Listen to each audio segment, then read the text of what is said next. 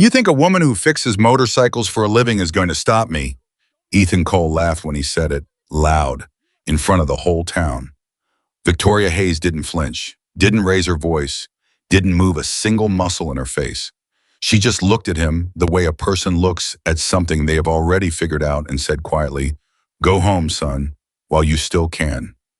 He didn't listen, and that was the moment Ethan Cole made the worst mistake of his entire life. If you are watching this right now, drop your city in the comments below. I want to see how far this story travels. And if you haven't subscribed yet, hit that button and stay until the very end, because what happens next will change the way you think about strength, respect, and the people you choose to underestimate. The first thing people always noticed about Victoria Hayes was what she wasn't. She wasn't loud. She wasn't flashy. She didn't drive a new truck or wear expensive clothes or make sure people saw her when she walked into a room.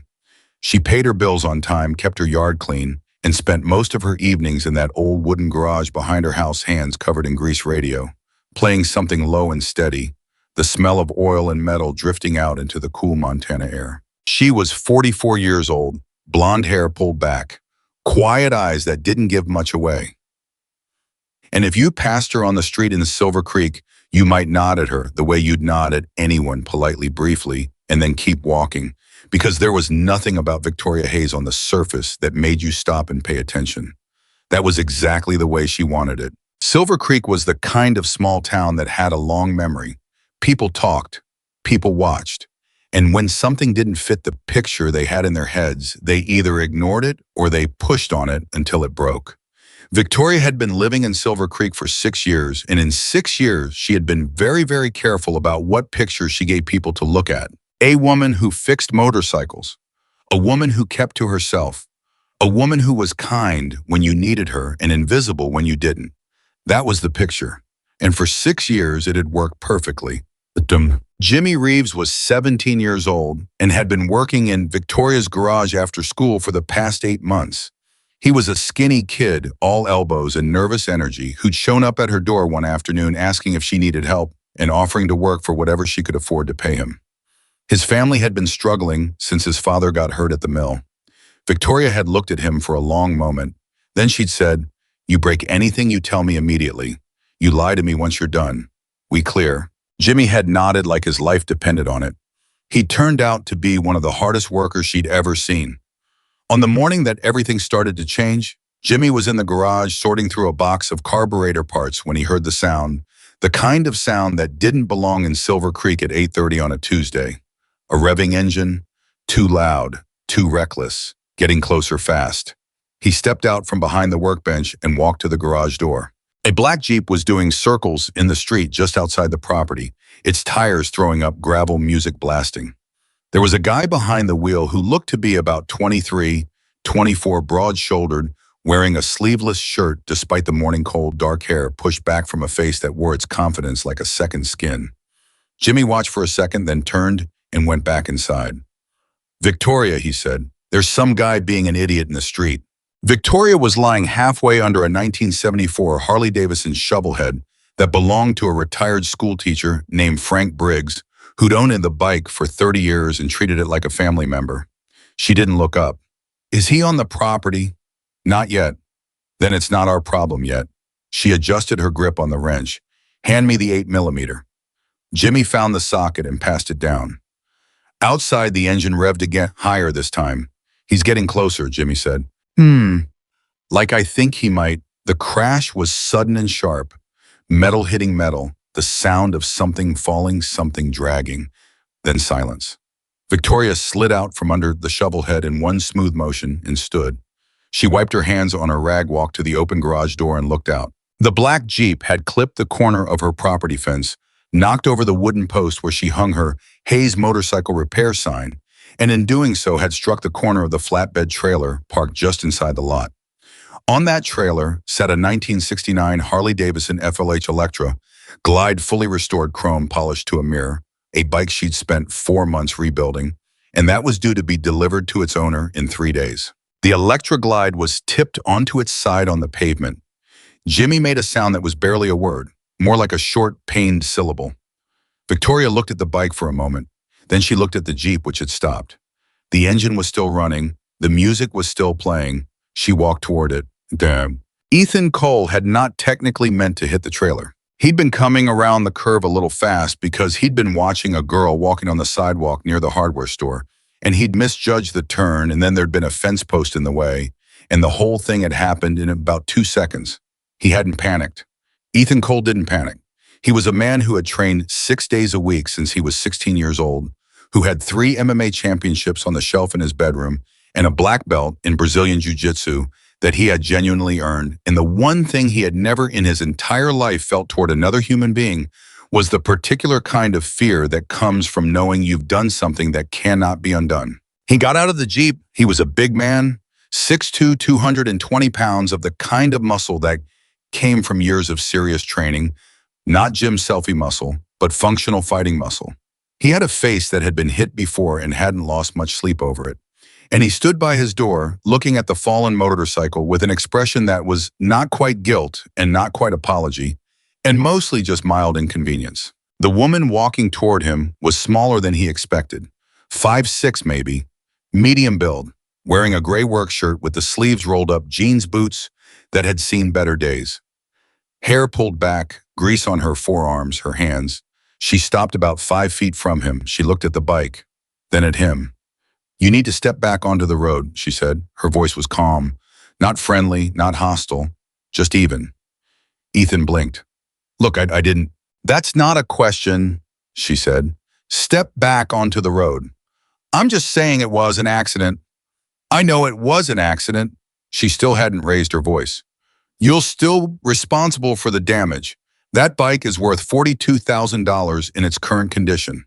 We'll need your insurance information and your father's contact information since I recognize the Jeep." Ethan stiffened. "You know who my father is. Richard Cole. He owns Cole Construction, the house at the end of Spruce, and apparently he owns that Jeep since the registration is in his name. I did work on 2 of his trucks last year." She tilted her head slightly.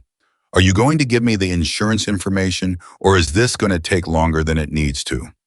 For a moment, Ethan just stared at her. He wasn't used to being spoken to like that. Not because he was a violent man by default, but because most people in Silver Creek, most people anywhere, adjusted the way they talked to him once they got a look at the size of him.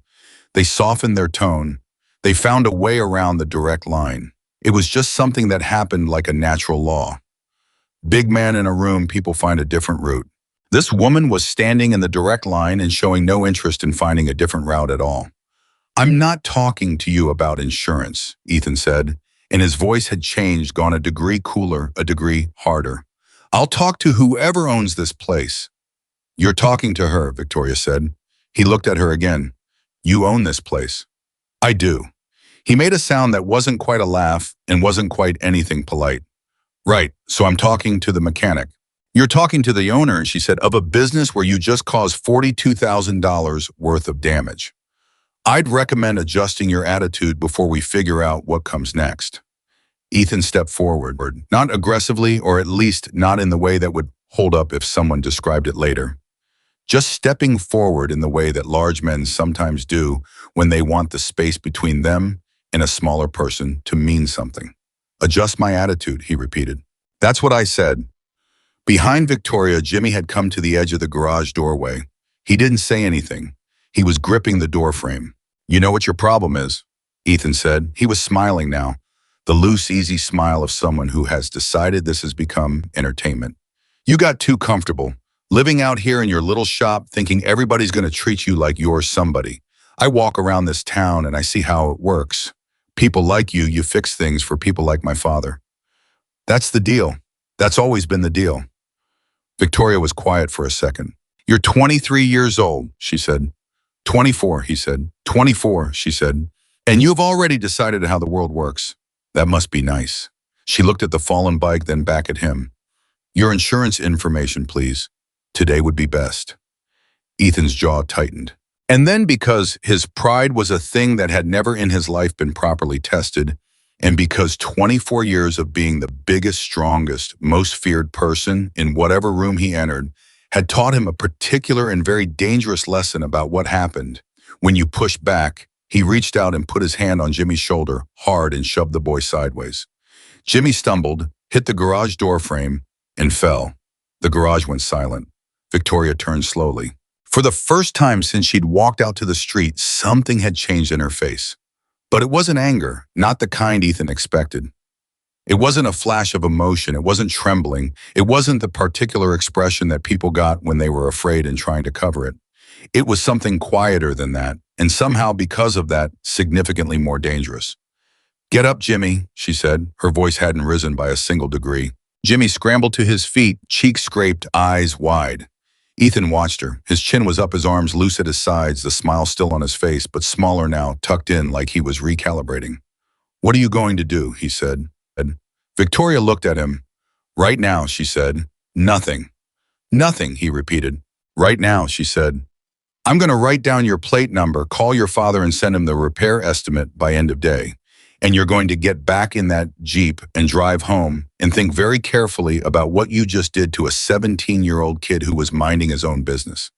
Ethan laughed. "That's it. That's your move. You're going to call my daddy." "That's one move," she said. He stepped closer.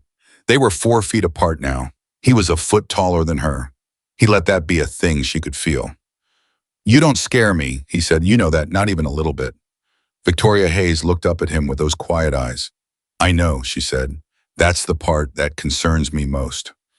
By noon, the whole town knew about it. That was the thing about Silver Creek. The information moved faster than the people. By 11, Dana Rourke at the post office had heard from her daughter, who'd heard from a boy who'd been walking his dog past the garage when it happened. By 11:30, Pete Holloway at the diner had 3 different versions. By noon, the version that had landed, the one that had stuck and spread, was this. The coal boy had knocked over Victoria's motorcycle, shoved her teenage assistant, and stood there laughing at her while she asked him politely to behave himself. And Victoria Hayes had done nothing.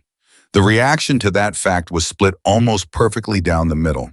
Half the town thought it made sense. Victoria was quiet. Victoria kept to herself. Victoria was not the kind of woman who made scenes. Of course she'd handled it quietly. That's what people like her did. The other half thought it was wrong. Not wrong in a moral sense, wrong in a structural sense.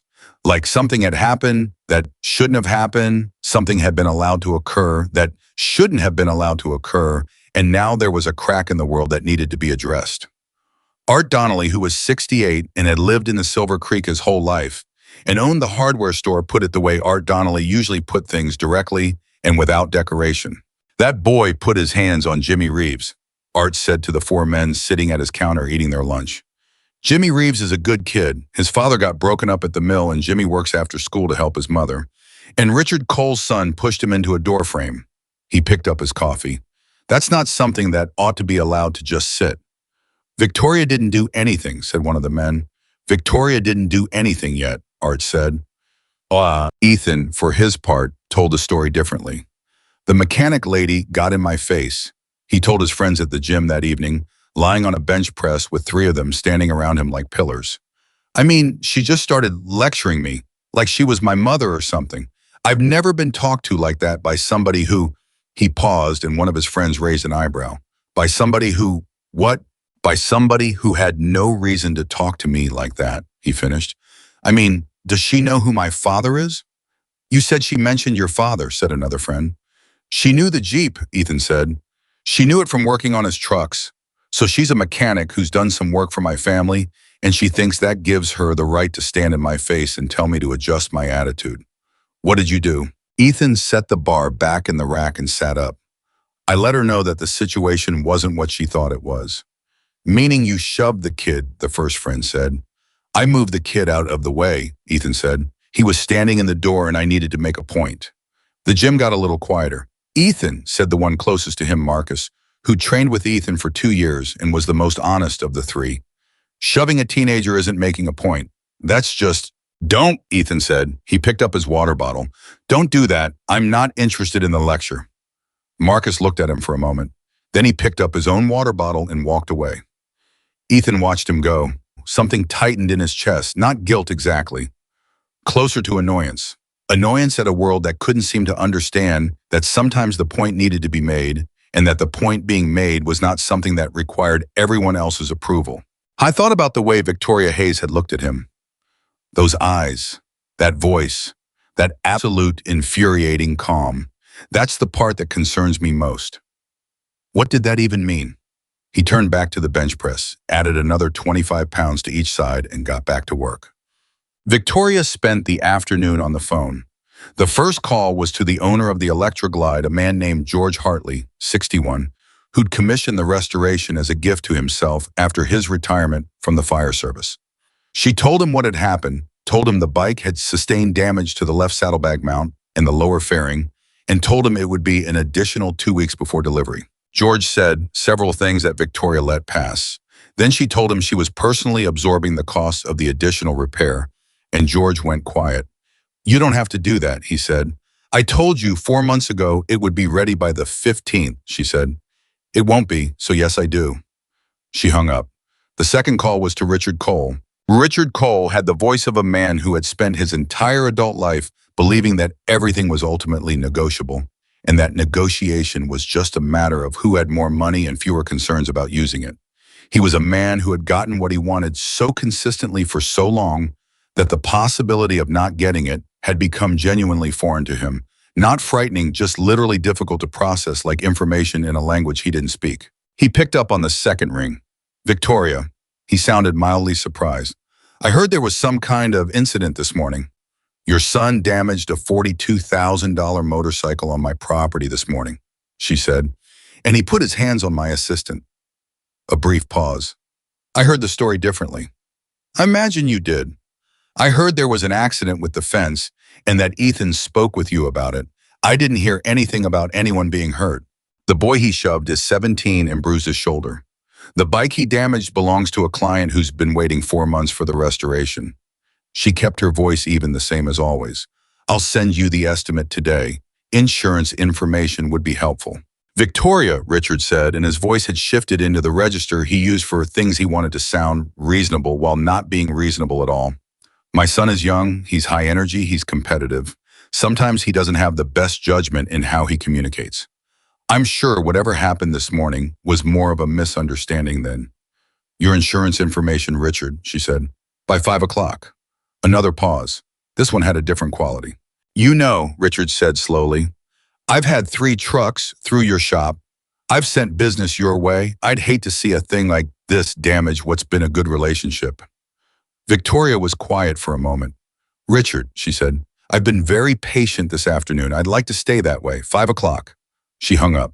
Jimmy was standing in the doorway of the office, a converted closet just off the main garage floor, when she set the phone down. He was holding a broom he'd been using to sweep up debris from the trailer collision, and he was looking at her with an expression that was equal parts admiration and unease. "Is he going to pay?" Jimmy said. "He's going to try not to," she said. "But yes, he'll pay." "How do you know?" She looked at him. "Because I asked him once nicely, and I've kept records of everything, and because the option he's considering using his money and his name to make this problem go away is a considerably more expensive option than the estimate I'm sending him." She turned back to her desk. "Men like Richard Cole only make decisions that cost them more money when they underestimate the cost of saying no." Jimmy stood there for a moment. Is he going to—" "Are you asking me if I'm afraid of Ethan Cole?" Jimmy flushed. "No, I know you're not. I was asking if—" "I know what you were asking," she said, not unkindly. She picked up a pen. "He's angry, he's embarrassed, and his ego is probably sitting very uncomfortably after this morning. That's a combination that makes young men do things they regret." She began writing. "Stay off the street by yourself tonight. Take the long way home." Jimmy looked at her. "You think he'd—" "I think it costs nothing to take the long way home," she said. Jimmy picked up the broom again. I was quiet for a moment. "Victoria," he said. Who are you?" she kept writing. The pen moved steadily across the paper. "I'm a motorcycle mechanic," she said. "Now go sweep the lot. There's gravel all over the driveway." Jimmy went, but he took the long way home. The insurance information arrived by 4:58. Not from Richard directly, but from a man who identified himself as Richard's attorney and who made a point of noting that his client was providing this information as a courtesy and without admission of liability. Victoria read the email, forwarded it to her own lawyer, a woman named Denise Park, who practiced out of Missoula, and who had been a personal friend for many years, and wrote back a single line thanking them for their promptness. Then she closed her laptop, walked back into the garage, and spent the next 2 hours working on the shovelhead. The radio played.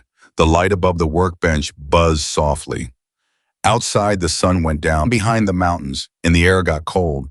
And the town of Silver Creek moved through its evening, the way small towns do, slowly, incrementally, in the specific rhythm that comes from a place where everyone knows roughly what time the day ends. Victoria worked. And at some point, while her hands were moving through the familiar mechanics of the engine, and her mind had gone to the quiet place it went when the work was right, she thought about the look on Ethan Cole's face when he'd stepped toward her. That confidence, that easy, inherited confidence, the kind that hadn't been tested in any way that mattered, the kind that looked at a quiet woman in a work shirt and saw only what it wanted to see. She'd known men like Ethan Cole. She'd known them in rooms far more dangerous than a gravel driveway in Montana. She'd known them in contexts where that confidence, unchecked, unexamined, pointed outward like a weapon, had consequences that couldn't be undone with an insurance payment. She'd also seen what happened to men like that when the world finally said no. Sometimes they broke, sometimes they grew. You could never tell at the beginning which way it would go. She hoped for Ethan Cole's sake that it went the second way. She wasn't counting on it. Outside, the first stars came out over Silver Creek. The mountains stood in the dark where they'd always stood, and in her small wooden garage, Victoria Hayes wiped her hands on her rag, turned off the radio, and stood in the quiet for a moment.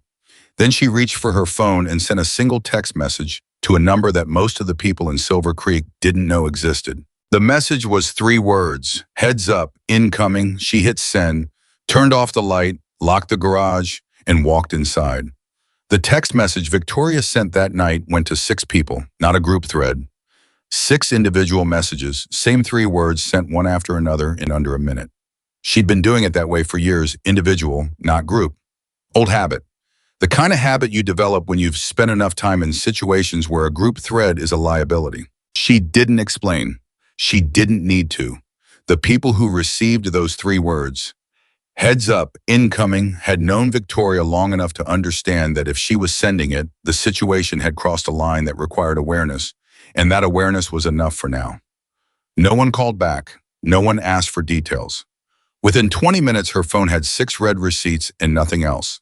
That was exactly what she needed. She slept well that night. She always did, which was something that had surprised people about her over the years, the ones who knew enough of her history to think it shouldn't be possible. But Victoria had made peace with the things she'd done and the things she'd seen a long time ago, and peace, once genuinely made, had a way of following you even into sleep. At 6 the next morning, she was back in the garage. Jimmy arrived at 3:15 after school, the same as always. He came through the side door, hung his backpack on the hook by the office, and started in on the parts inventory without being asked. His shoulder, she noticed, was moving stiffly. He was compensating, shifting weight to the right the way you do when something on the left side hurts more than you want to admit. She let it go for 20 minutes. Then she said, "Come here." He came. She pressed 2 fingers lightly against the back of his left shoulder, felt him flinch. "Rotate your arm forward," she said. He did it slowly. All the way. He got about 60% of the way through the rotation before the pain stopped him. "It's not torn," she said, "but you need to ice it tonight, and you shouldn't be lifting anything heavier than a wrench for the next week." "I'm fine," he said. "I didn't ask how you felt," she said. "I told you what you need to do." She stepped back. "You going to tell me what actually happened when you fell, or are you going to keep pretending you caught the door frame with your shoulder by accident?" Jimmy looked at the floor. "He pushed me into the frame pretty hard." "I know that. And then I went down and he stopped. He kind of what?" "He stepped over me," Jimmy said, "like I wasn't there, like I was something on the floor." The garage was quiet for a moment. "Okay," Victoria said. Her voice was the same as it always was, even, measured.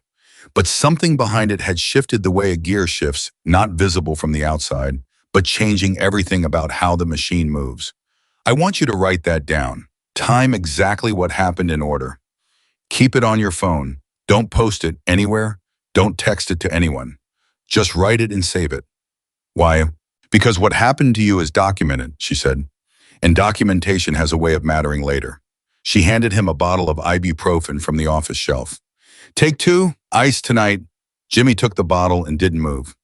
Victoria, he said, people at school are talking. She looked at him. About you, about what Ethan did, about the bike. He hesitated. Some of them think you should have, I don't know, done something more. What kind of something more? I don't know, something louder. He turned the bottle in his hands.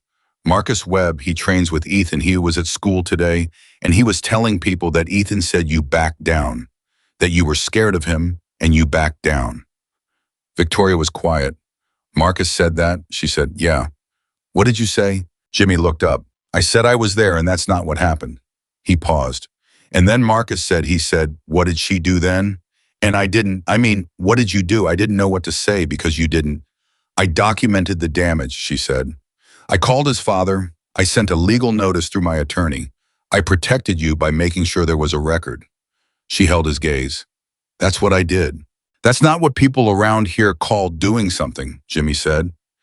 He said it quietly, not accusatory, just honest. Victoria nodded. I know, in my experience, the things that actually solve a problem rarely look like what people picture when they imagine solving a problem. Jimmy thought about that. Then he said, is it going to get worse before it gets better? She looked at him for a long moment. Yes, she said, it probably is. She walked back to the shovel head and picked up her wrench. But that's all right, she said. Some things need to get worse before they can be properly fixed. Ethan Cole, it turned out, did not respond well to the legal notice. Richard had called him the morning after it arrived, forwarded it by email, which was Richard's way of maintaining distance from situations he wanted to influence, without appearing to touch, and Ethan had read it standing in his kitchen, in his gym clothes, just back from a 6:30 training session, still breathing hard. The letter was polite, professional, and extremely specific. It itemized the damage to the Electroglide with photographs in a certified repair estimate. It described the incident involving Jimmy with clinical precision, time, location, description of physical contact, description of resulting injury. It noted that a formal complaint had been filed with the Silver Creek Sheriff's Department, documenting the incident for the record. Ethan read it twice. Then he called his father. She filed a police report, he said. A documentation filing, Richard said. Not a formal complaint. There's a difference. Does it matter? It matters in terms of what legally happens next, Richard said. It doesn't necessarily matter in terms of how it looks. How it looks, Ethan said flatly. How it looks in this town, Richard said. Silver Creek is not a big place, Ethan. People are talking. People are always talking. They're talking about the fact that you shoved a teenager, Richard said.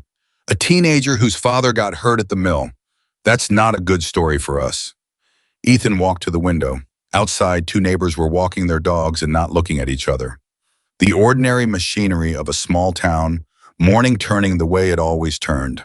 I'll handle it, Ethan said. By handle it, Richard said carefully, I mean I'd like you to. I said I'll handle it, Dad. He hung up.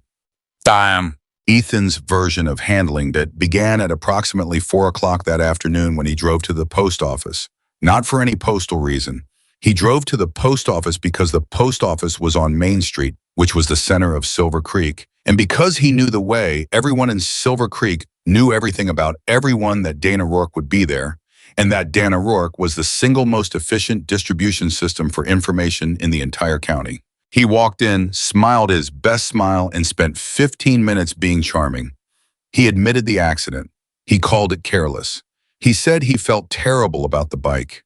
He said he'd been meaning to go back to the garage and apologize personally, that it had just been a crazy couple of days, that Victoria Hayes was clearly a talented professional, and he had enormous respect for her work. He did not mention Jimmy. Dana listened to all of it with the expression of a woman who had heard many things and believed approximately half of them. She's good people, Victoria, Dana said. Been here 6 years. Never once caused a problem.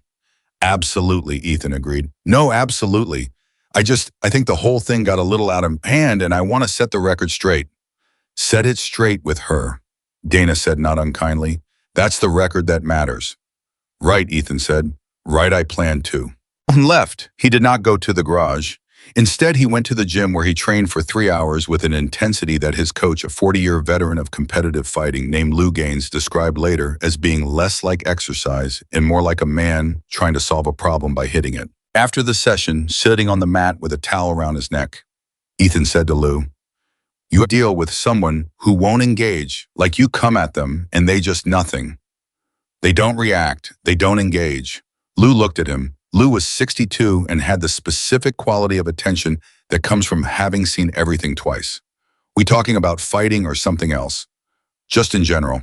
In general, Lou said, the person who won't engage usually has one of two things going on. Either they're afraid and they're hiding it, or they know something you don't know and they're waiting. He picked up his water bottle. In my experience, the first one gets easier to handle over time. The second one gets harder. Ethan toweled off his neck. How do you tell the difference? Lou stood, joint crackling. The one who's afraid gets a little less calm every time you push, little more reactive. The one who's waiting, he paused, she stays exactly the same, every single time. Ethan went very still. Lou walked off toward the lockers. Ethan sat on the mat for a long time. The first escalation came on a Thursday. Ethan had a friend, or someone he called a friend, which was a category he applied loosely to anyone who laughed at his jokes and didn't ask difficult questions, named Cody Marsh, who worked at the auto parts store on the east end of Main Street. Cody was not smart in any particularly functional sense of the word, but he was ambitious in the small-town way that confuses visibility with importance. And he had recently decided that proximity to Ethan Cole was worth certain compromises of character. At Ethan's suggestion, casual offhand, the way you suggest things you want done while maintaining the ability to later say you never suggested them. Cody began telling people a version of Tuesday's incident that bore the following key differences from what had actually occurred in Cody's version. Ethan had immediately offered to pay for the damage. Victoria had refused to discuss it professionally and had instead become hysterical. And Jimmy, that kid who works there, had actually stepped toward Ethan first in a threatening manner, and Ethan had simply defended his personal space. This version spread, not because most people believed it, but because it gave people who wanted to stay comfortable something to grab onto, an alternative narrative that made the situation seem murkier than it was, that gave cover to those who preferred not to have an opinion. Art Donnelly heard the new version at 10 o'clock on Thursday morning from a man buying drywall screws and told him flatly that he'd spoken to Jimmy himself and knew exactly what happened. The man with the drywall screws shrugged and said he was just saying what he'd heard. Art said, "There's a difference between what you heard and what happened." The man paid for his screws and left. Art stood at his counter and felt the particular weight of a thing that was starting to move in a direction it shouldn't. He picked up his phone and called Victoria. "You know they're telling a different story," he said when she picked up. "I assumed they would," she said. "It's spreading. It usually does." "Victoria." He said her name the way he always said it, straight, no embellishment. "I don't know what you're planning to do or if you're planning to do anything. But I want you to know that I was in here this morning telling people what I know to be true, and I'll keep doing it." A pause, then Victoria said in a voice that was warmer than her usual register, "Thank you, Art. You doing all right? I'm doing fine. Jimmy." "He's healing," she said. "He'll be okay." "That kid's a good kid," Art said. "He's a great kid," she said. "He's going to be fine." After she hung up, she sat for a moment in the office chair in the quiet of the garage, listening to the particular silence that a building holds in the middle of the day. The shovel head was done. The Electroglide was halfway back to its proper condition. There were 3 more bikes in the schedule and 2 pending calls she needed to return. She returned them. She documented 2 new intake bikes. She sent a follow-up to Denise Park with the update about the counter-narrative being circulated. Denise wrote back inside of 10 minutes, "Good. More documentation. Keep going." Victoria kept going. The second escalation came on Saturday. Ethan showed up at the garage. Victoria heard the Jeep before she saw it, that engine, that sound. She'd already cataloged in the back of her mind, and she set down her wrench and wiped her hands and walked to the garage door. Jimmy was in the back of the shop reorganizing parts inventory and didn't hear it. Ethan got out of the Jeep alone. No friends. His hands were visible empty. He was wearing a plain gray shirt and jeans, no championship jacket, no gym gear. He looked for the first time since Victoria had encountered him like a person who had thought about what he was going to say before he arrived. She stood in the garage doorway. He stopped about 8 feet away. "I came to apologize," he said. She waited. "For the motorcycle. For Jimmy." He said the name carefully like it was something he'd practiced. "I shouldn't have touched him." He stopped, jaw tight. That was wrong. Victoria studied him. Not long, just a beat, the kind of assessment that takes less than 2 seconds when you've had enough practice. "Okay," she said. He blinked. "Okay, I heard your apology." He seemed to have expected more from her, a softening, a reciprocation, some gesture that indicated the account was being cleared. When it didn't come, he shifted his weight. "Is that it?" he said. "An apology isn't a transaction," she said. "You apologized. I heard you. What happens next depends on what you do, not on what I say right now." He looked at her with an expression she read quickly and accurately, the expression of a man encountering a form of logic that was internally consistent, but that he'd never had to think about before. A man who had always operated in a world where apologies were exchanges. You give one, you get absolution, you move on.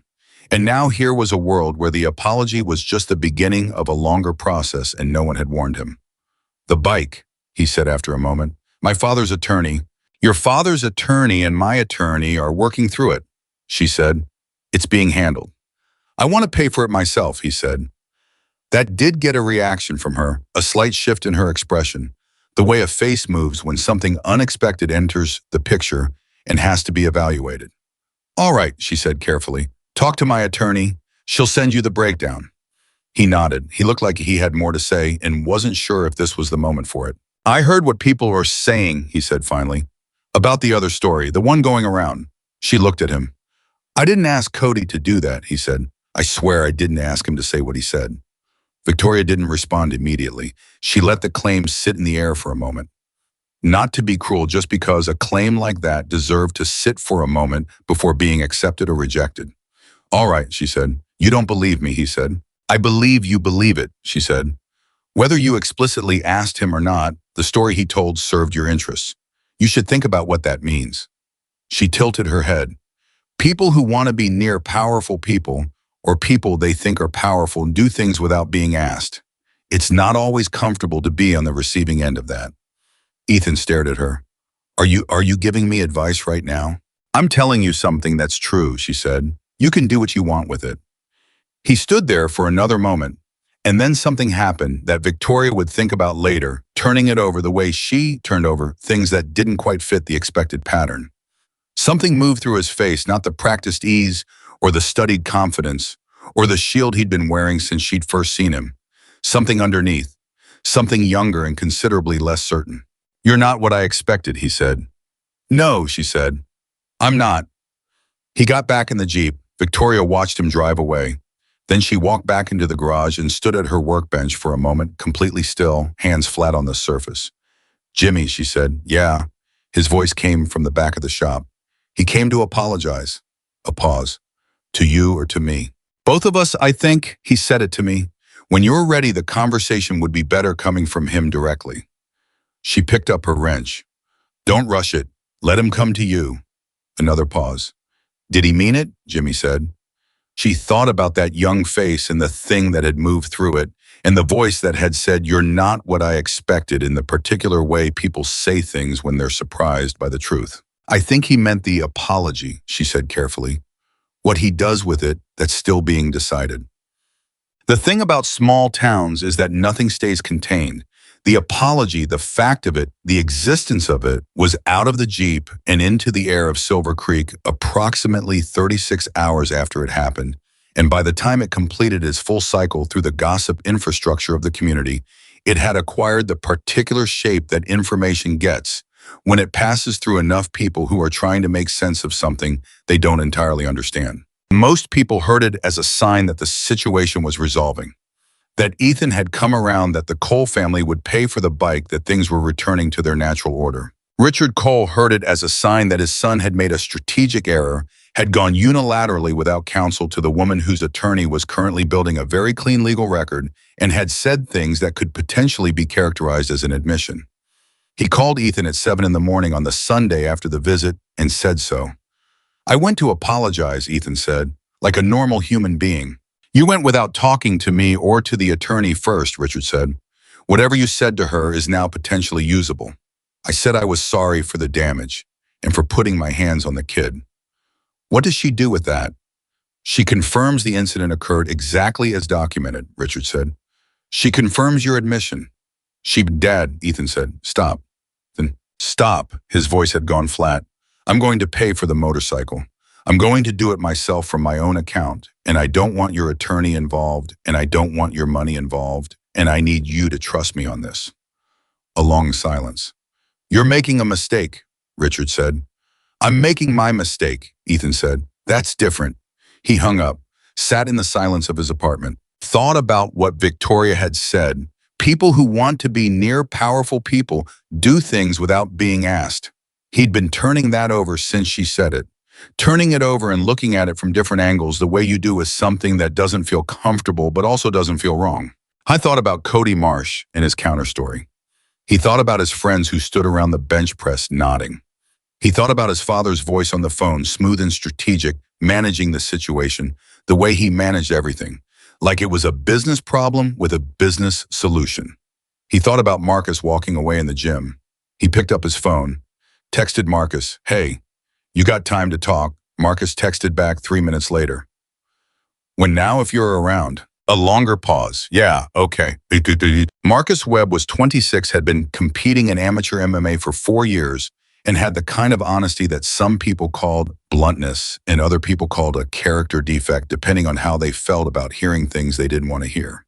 He trained with Ethan for 2 years and had a complicated relationship with him. He respected the ability, the work ethic, the genuine athletic talent. He had a much harder time with everything that surrounded it. They met it at a coffee shop on the edge of town that neither of them usually went to, which was itself a kind of statement about the nature of the conversation they were about to have. Marcus sat down across from Ethan, wrapped his hands around a coffee mug, and said, "What happened?" "What do you mean?" "I mean what actually happened. Not the Cody version, not your father's version." He looked at Ethan directly. "What actually happened with the woman at the garage?" Ethan told him, "All of it. The accident with the Jeep, the conversation Jimmy, the shove." He told it straight, without the slight adjustments he usually made unconsciously, the framing, the context setting, the tiny architectural modifications that made everything he did look slightly more reasonable in retrospect. Marcus listened without interrupting. When Ethan finished, Marcus was quiet for a moment. "You shoved a kid," Marcus said. "I know. A kid who was just standing there." "I know. Because she made you feel small." Ethan's jaw tightened. "That's not why." "Then why?" The coffee shop was quiet around them. A woman at the counter was ordering something complicated. An older man near the window was reading a paper. "I don't know," Ethan said, and saying it the actual words out loud to another person felt like stepping onto a surface he'd never tested. Marcus looked at him for a long time. "You know what I think," Marcus said. "I think she didn't move. You came at her with everything you usually come at people with, and she didn't move. Not a flinch, not a step back, nothing. And that was something you'd never felt before." Ethan didn't answer. "And instead of being curious about it," Marcus said, "you got angry, because that's the reflex. That's what we do when something doesn't work the way it always has." He picked up his coffee. "I saw your face when you came in that night and started talking about her. I've seen you after fights, after hard ones you almost lost. You didn't look like that after those." He paused. "You looked like somebody had told you something you didn't want to know, and you hadn't figured out yet how to make it not be true." Ethan stared at the table. "Who is she?" Marcus said. "What do you mean, who is she?" "She's a mechanic." "She's a mechanic who had you walking around for 3 days rearranging the story," Marcus said. "That's not something a mechanic does, not to you." He leaned forward. "Who is she?" "I don't know," Ethan said. "And that's the part I can't figure out." Marcus sat back, looked out the window. The older man with the paper had turned a page and was reading something on the back. "Then maybe," Marcus said, "that's where you should start." What Ethan Cole did not know, what almost no one in Silver Creek knew, except for Art Donnelly and Dana Rourke and 3 other people who had known Victoria long enough and carefully enough to have pieced together fragments, was that the 3 words she'd sent that first night had landed in places very far from Montana. The 6 people who received them are not in Silver Creek. They were scattered across 4 different states, living 4 different kinds of lives connected by a single thread that ran back through years and miles, and experiences that none of them talked about except with each other. One of them was a man named Ray Sorensen, who was 51 years old and ran a motorcycle repair shop in Bozeman that was 3 times the size of Victoria's and employed 7 people. He had a long scar on his left forearm that he'd had since he was 32 and that he never explained. When Victoria's text arrived, he'd read it, set down his coffee, and said to the man working next to him, "I need to go up to Silver Creek sometime this month." Another was a woman named Carol Yates, who lived in Idaho and did not have a motorcycle shop or any visible connection to motorcycles at all, and who had received Victoria's text while sitting in a school board meeting and had excused herself to the hallway and read it twice, and then typed back those 2 words, the same 2 words, all 6 of them had typed back and returned to the meeting and not thought about anything else for the rest of the night. The third was a man named Pete Ochoa in Colorado, who had read the message and laughed, not a cheerful laugh, but the specific laugh of someone who has heard the sound of a thing beginning and recognizes it immediately. He'd been expecting this in the vague way you expect things when you know someone well enough to read the shape of their silence. He'd started making arrangements that same night. Victoria did not tell Jimmy any of this. She told him on Monday morning before school that the situation was being managed and that he should continue, exactly as he'd been doing, come to work, do his job, take the long way home. "For how long?" he asked. "Until it's over," she said. "When will it be over?" She handed him his ibuprofen, shoulder still healing, still moving with that careful compensation, and said, "When the thing that's pushing on this town finally gets a clear look at what's pushing back." Jimmy took the pills, looked at her. "Are you going to fight us?" he said. "Ethan, is it going to come to that?" Victoria poured herself a coffee. It was 6:45 in the morning, and the garage was cold, and the day was just beginning its slow move toward light. "Ethan Cole is not the problem," she said. "Ethan Cole is a 24-year-old with unchecked talent, a father who taught him the wrong lessons, and an ego that's never met anything it couldn't muscle past." She wrapped both hands around her mug. "That's fixable. That's actually fixable if he wants it to be." "Then what's the problem?" Jimmy said. She looked at him. "The problem," she said, "is the system behind him. The money, the name, the willingness to rewrite the story until the truth gets buried." She took a sip. "That's what I'm dealing with." Jimmy was quiet. "Will you win?" he said. Victoria Hayes looked out the small window above the workbench. The sky outside was turning from black to the particular gray that comes just before morning, and the mountains were beginning to show their outline against it, and the town below them was quiet and still, and completely unaware of what was already in motion. "Yes," she said simply, "but winning takes the shape it takes, not always the shape you expect." Jimmy picked up his backpack, paused at the door. "Victoria, that text you sent, the night it happened." He looked at her. "I saw you send it. 3 words. Who did you send it to?" The morning light was just starting to move through the window. Victoria set down her coffee. "People who should know," she said, and she walked back into the garage. Marcus's question stayed with Ethan longer than he expected. Who is she? He'd gone home after the coffee shop, sat in his apartment, and opened his laptop with the vague and slightly uncomfortable intention of actually finding out. It wasn't something he'd have admitted to anyone. The idea of Ethan Cole researching the woman who'd embarrassed him in front of his own Jeep felt like a concession he didn't want to name. But Marcus's voice was still in his head, and underneath the pride and the anger and the 3 days of accumulated irritation, there was something else. Something quieter and more honest. Curiosity. The specific kind that comes when you encounter a thing that doesn't fit and you can't stop turning it in your hands. He searched her name. Victoria Hayes, Silver Creek, Montana. Motorcycle repair. What he found was almost nothing. A business listing. A review from 3 years ago, 5 stars, 1 sentence, best mechanic in the county. Doesn't say much, but doesn't need to. Another from 2 years ago, fixed my bike in 2 days when 3 other shops told me it would take 2 weeks. Charged me fair. A mention in the Silver Creek Gazette from 4 years back, a community profile piece about local small businesses. The photo in the piece was small and slightly blurry, the way community newspaper photos always were. Victoria at her workbench looking at the camera with an expression that gave away absolutely nothing. No social media, no other mentions, no history before Silver Creek. Ethan stared at the screen. He typed in different combinations. Victoria Hayes, Montana. Victoria Hayes motorcycle. Victoria Hayes, and then he stopped because he realized he was doing exactly what you do when you're trying to find something that someone has been very deliberate about making unfindable. And the deliberateness of that, the specific, careful architecture of a life with no digital footprint, no traceable past, no thread that led anywhere before 6 years ago, was by itself a kind of information. People didn't accidentally have no past online.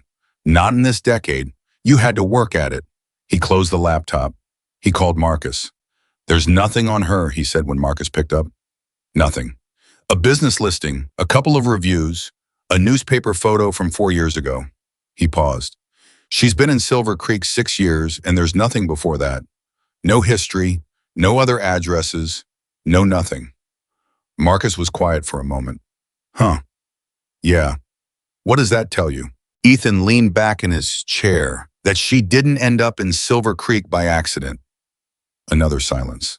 Ethan, Marcus said slowly, I want to ask you something and I want you to actually think about it before you answer. Go ahead.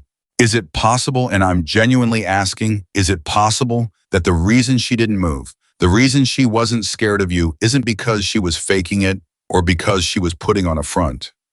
He paused. Is it possible she just genuinely wasn't scared because she's dealt with things that make you look? He stopped. Make me look what? Ethan said. Small, Marcus said quietly. Not as an insult, just proportionally.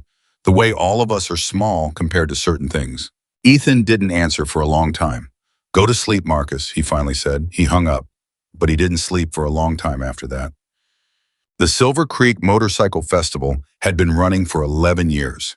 It happened every year in the second week of October, when the aspens had turned and the air had gone sharp and the mountains looked like they'd been painted by someone who didn't believe in restraint. It drew riders from 4 states, not a massive event by any measure, but a real one with vendors and food, and a bike show that took up all of Main Street, and a concert in the park Friday night that the whole town came to, whether they rode motorcycles or not. Victoria had a booth every year. Merchandise, mostly she sold branded work gloves, her own line of maintenance kits, a few tools. She answered questions.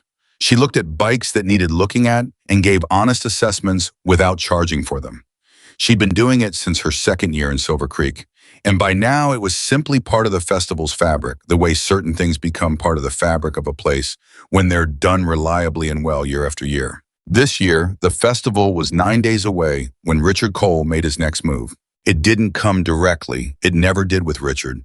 It came through the festival committee, specifically through a man named Hal Greer, who was on the committee and who had done business with Richard Cole for 15 years, and who was the kind of man who did not think of himself as someone who could be used, but who had in fact been used quite consistently for most of his adult life without ever examining the pattern closely enough to notice.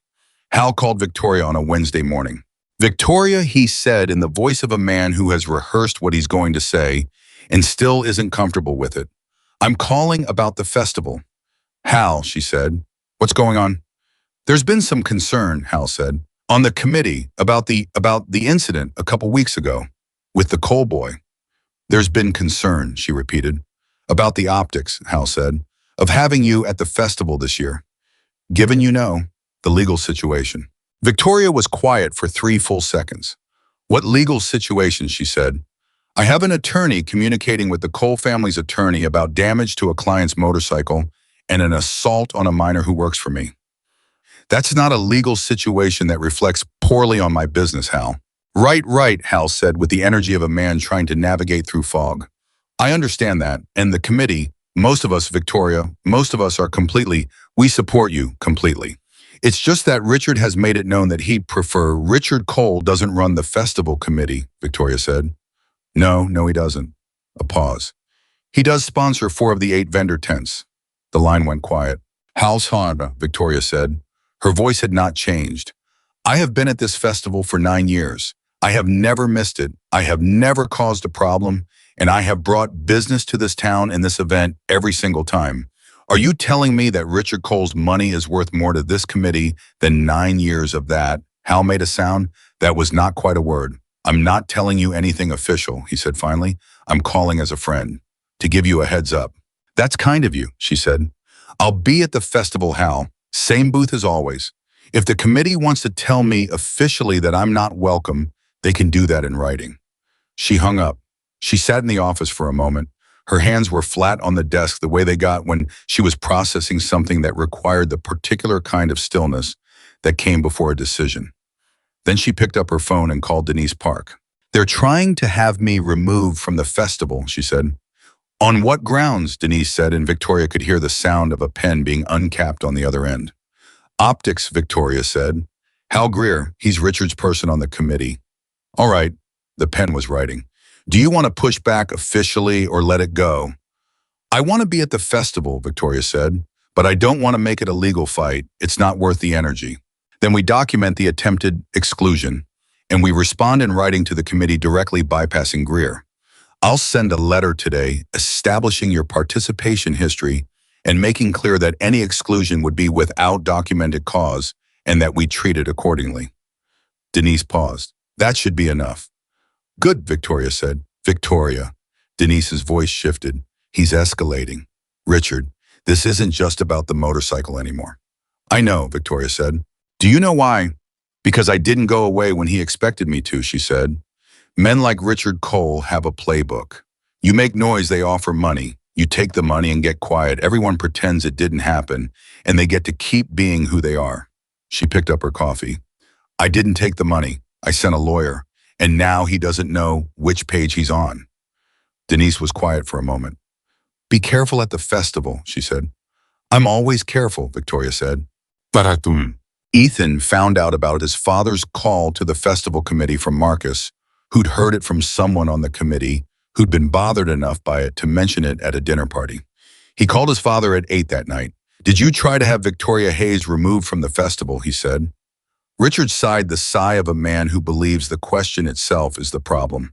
I made a suggestion to certain people on the committee that given the ongoing situation, she's been going to that festival for 9 years, Ethan said. She's got a booth. She's part of the thing. Ethan, what are you doing? His voice was tight now, the tightness that comes just before a thing breaks. I went and apologized. I'm paying for the bike out of my own account. I told you I was handling it, and you went around me and started pulling strings at the festival committee like it's some kind of... I'm protecting you, Richard said. From what? Ethan said. From a mechanic, from a woman who asked you for your insurance information and you turned it into a war. She filed a legal record on you, Richard said. She documented what happened in a way that could, because I shoved a 17, Ethan said. That's why she documented it. Because I did it and it was wrong, and you're so busy trying to manage the situation that you can't even, he stopped, breathed. You can't even say that, can you? You can't just say my son did something wrong. Silence. Ethan, Richard said, and his voice was quieter now, something beneath the strategy. Don't, Ethan said. Don't manage me right now. I'm not a situation. He hung up. He drove for a long time without going anywhere in particular. The roads of Silver Creek at night, the ones that wound up toward the mountains and came back down through the dark, were roads he knew well enough to navigate without thinking about them, which was what he needed. He needed his hands busy and his mind free to work on something that had been forming in him since the coffee shop conversation with Marcus, since the empty search results on his laptop, since the specific experience of standing in front of Victoria Hayes and saying, I came to apologize, and having her say okay with absolutely nothing else behind it. He was realizing in a story his whole life. The story when Ethan Cole is the strongest person in the room. Ethan Cole has the trophies and the training and the body and the name. Ethan Cole's father built something real, and Ethan Cole is the heir to that and the proof of it and the continuation of it. And when the world confirms the story, when people step aside, when they soften their tone, when they find a different route, the story gets stronger. But Victoria Hayes had not confirmed the story. She had looked at it and found it insufficient. And his father, instead of wondering why, had started pulling the levers that usually made problems disappear. Had tried to use money and influence and the small machinery of a small town to simply remove her from the equation.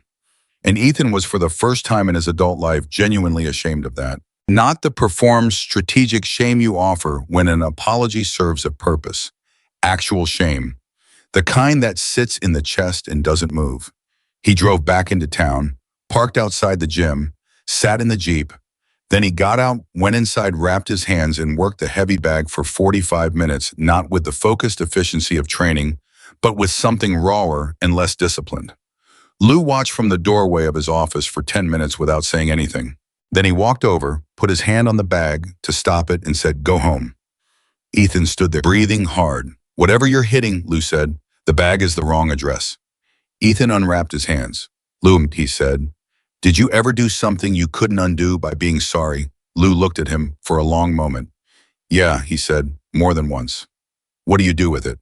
"You stop trying to undo it," Lou said. "You accept it as part of your permanent record, and then you decide what kind of permanent record you're building from here on out." He picked up the wrapping from the floor. "That's all there is. There's no other option."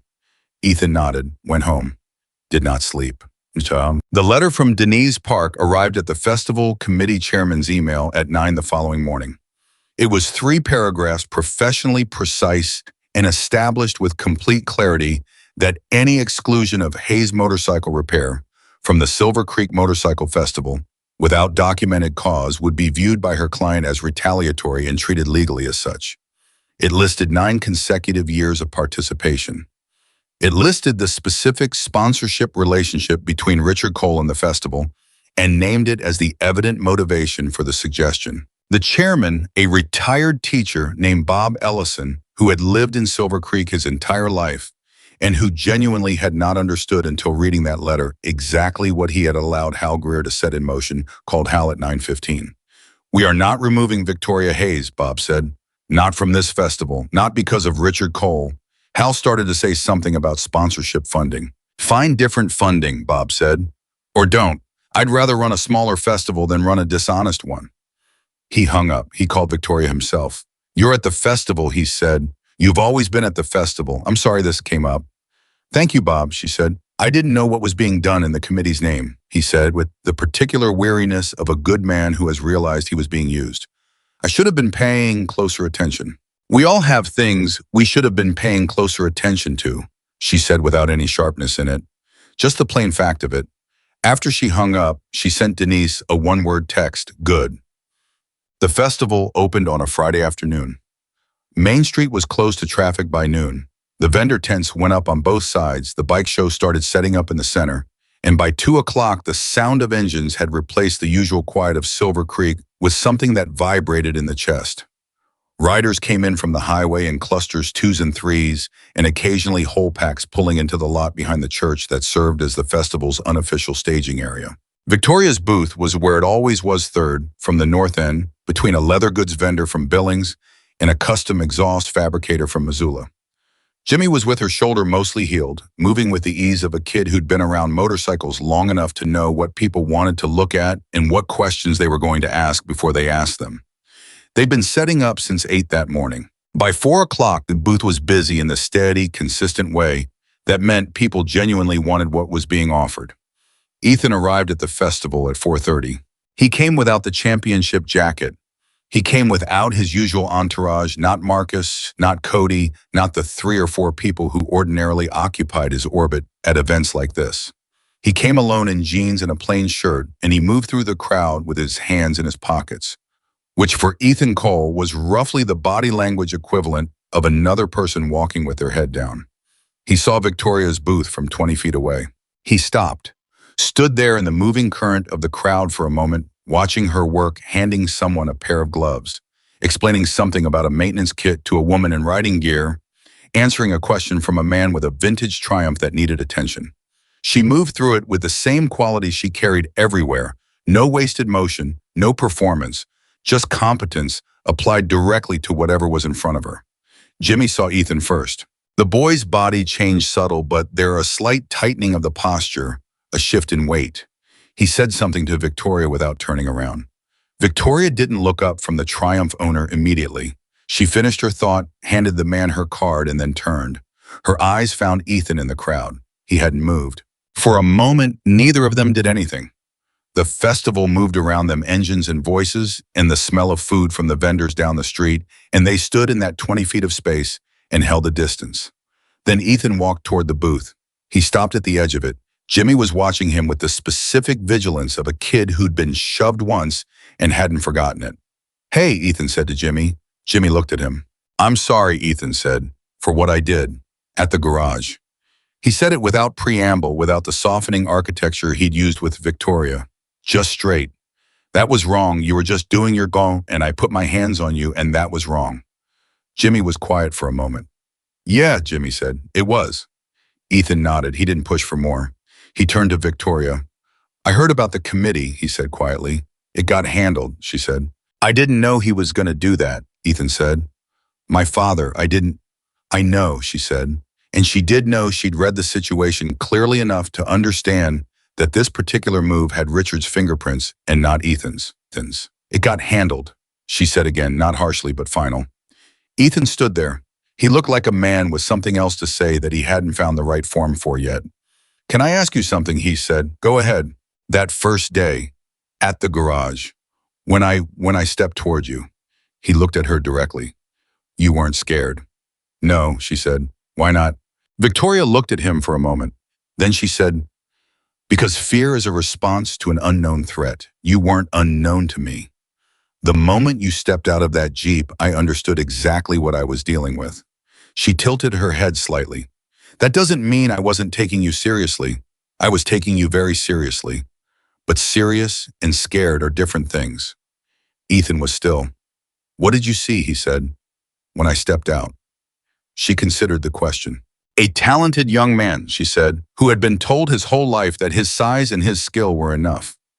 Who'd never been in a room where they weren't the most impressive thing about him.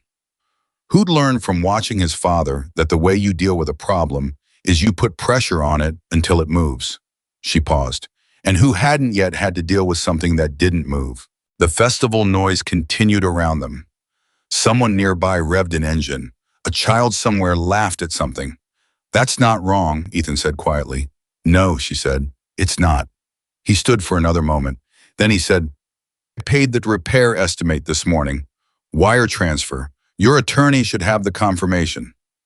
Victoria blinked, just once. "Ethan." "My money," he said. "My account. Nothing to do with my father." He looked at Jimmy. "And if the kid wants, I'm willing to, I don't know. Talk to your school. Talk to whoever. And say what actually happened. On the record." Jimmy looked at Victoria. Victoria looked at Ethan. "That's a significant offer," she said. "I know," he said. "Why?" Ethan looked at the ground for a moment, then back up. "Because my father spent 30 years teaching me that the point of having a name is that it protects you from consequences. And I'm starting to think that's the most dangerous thing he ever taught me." The words landed in the air between them and stayed there. Victoria studied him, the way she always studied things, quickly, thoroughly, without drama. "All right," she said. "All right," he said. "I hear you," she said. "Same as before. What happens next depends on what you do." What happened at 6:57 that evening, nobody in Silver Creek was prepared for. The first sound was distant, a low, rolling rumble that was easy to mistake at first for thunder, except the sky was clear, and the sound was coming from the wrong direction, from the highway, from the long, flat road that ran east toward the interstate. People at the festival heard it but didn't process it immediately because the day had been full of engine sounds, and this was just another layer on top of all the others. Then it got louder. Then it got much louder. And then the first riders appeared at the end of Main Street, and the crowd shifted, turn went quiet in the particular way a crowd goes quiet when something entirely unexpected is happening and nobody's sure yet what it means. They came in a column, not a disorganized pack, not a ragged convoy. A column, disciplined, even space moving with the specific deliberateness of people who have ridden together long enough that the group itself thinks as a single unit. Their vests were black leather, and the name across the back was one that everyone knew, not because they'd seen it up close, but because it was the kind of name that had a life in the cultural imagination of the whole country. Hell's Angels. They came down Main Street, and the crowd parted without being asked. Not out of fear, or not entirely out of fear, out of the instinctive recognition that something significant was moving through, and that the appropriate response was to give it room. There were over 60 of them. They stopped. The engines went down one after another in a rolling sequence that ended in a silence that was somehow louder than the noise had been.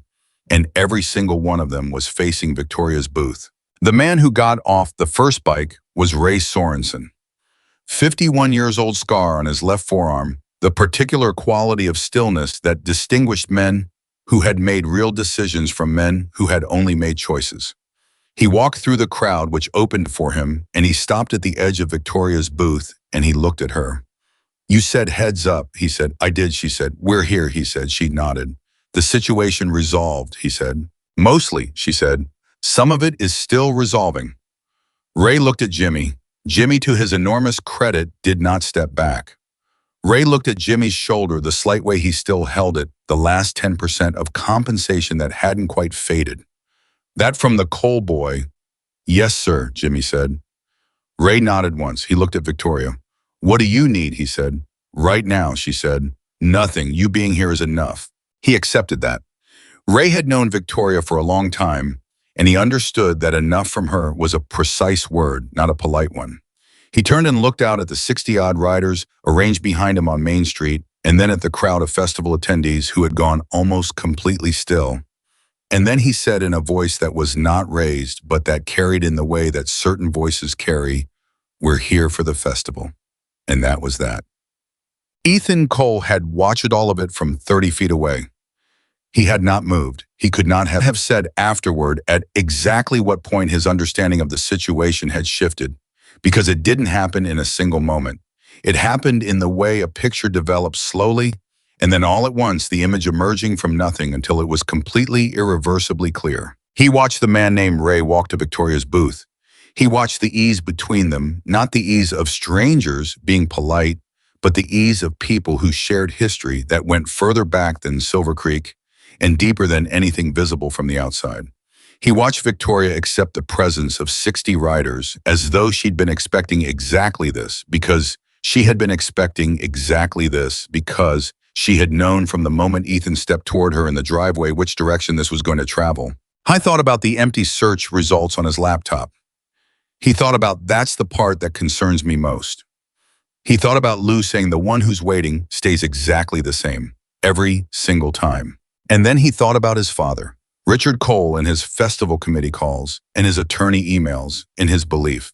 His absolute uncomplicated belief that what he was doing was protecting his son. That the machinery he'd been running for 30 years, the machinery of money and influence and story management, was protection, was love even in its way. And he thought about Victoria Hayes standing in a garage driveway with 60 motorcycles at her back and saying with complete calm, "I'm doing fine." He thought about what it meant to actually be fine. Marcus appeared at his shoulder. He'd arrived at the festival an hour ago and had been somewhere in the crowd when the column came down Main Street.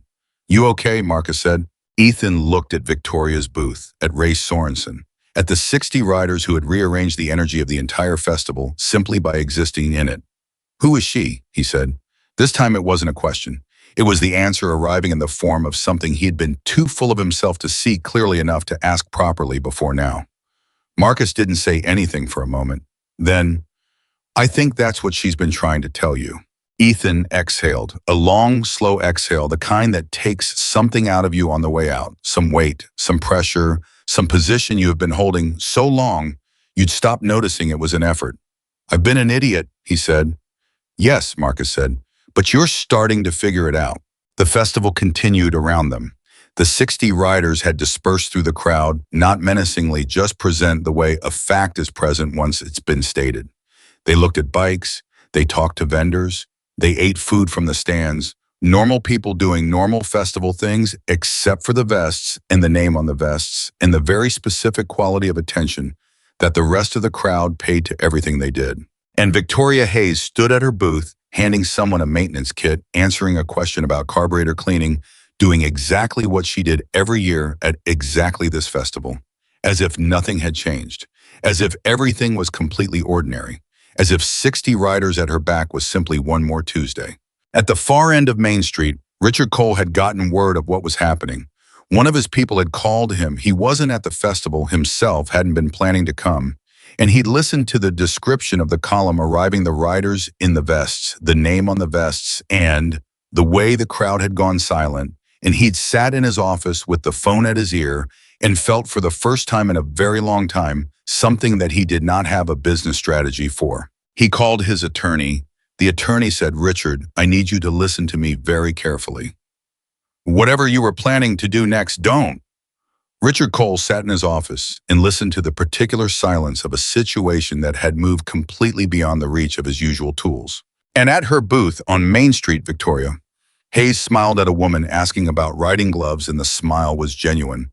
And she was, as she had told Bob Ellison, she would be exactly where she'd always been.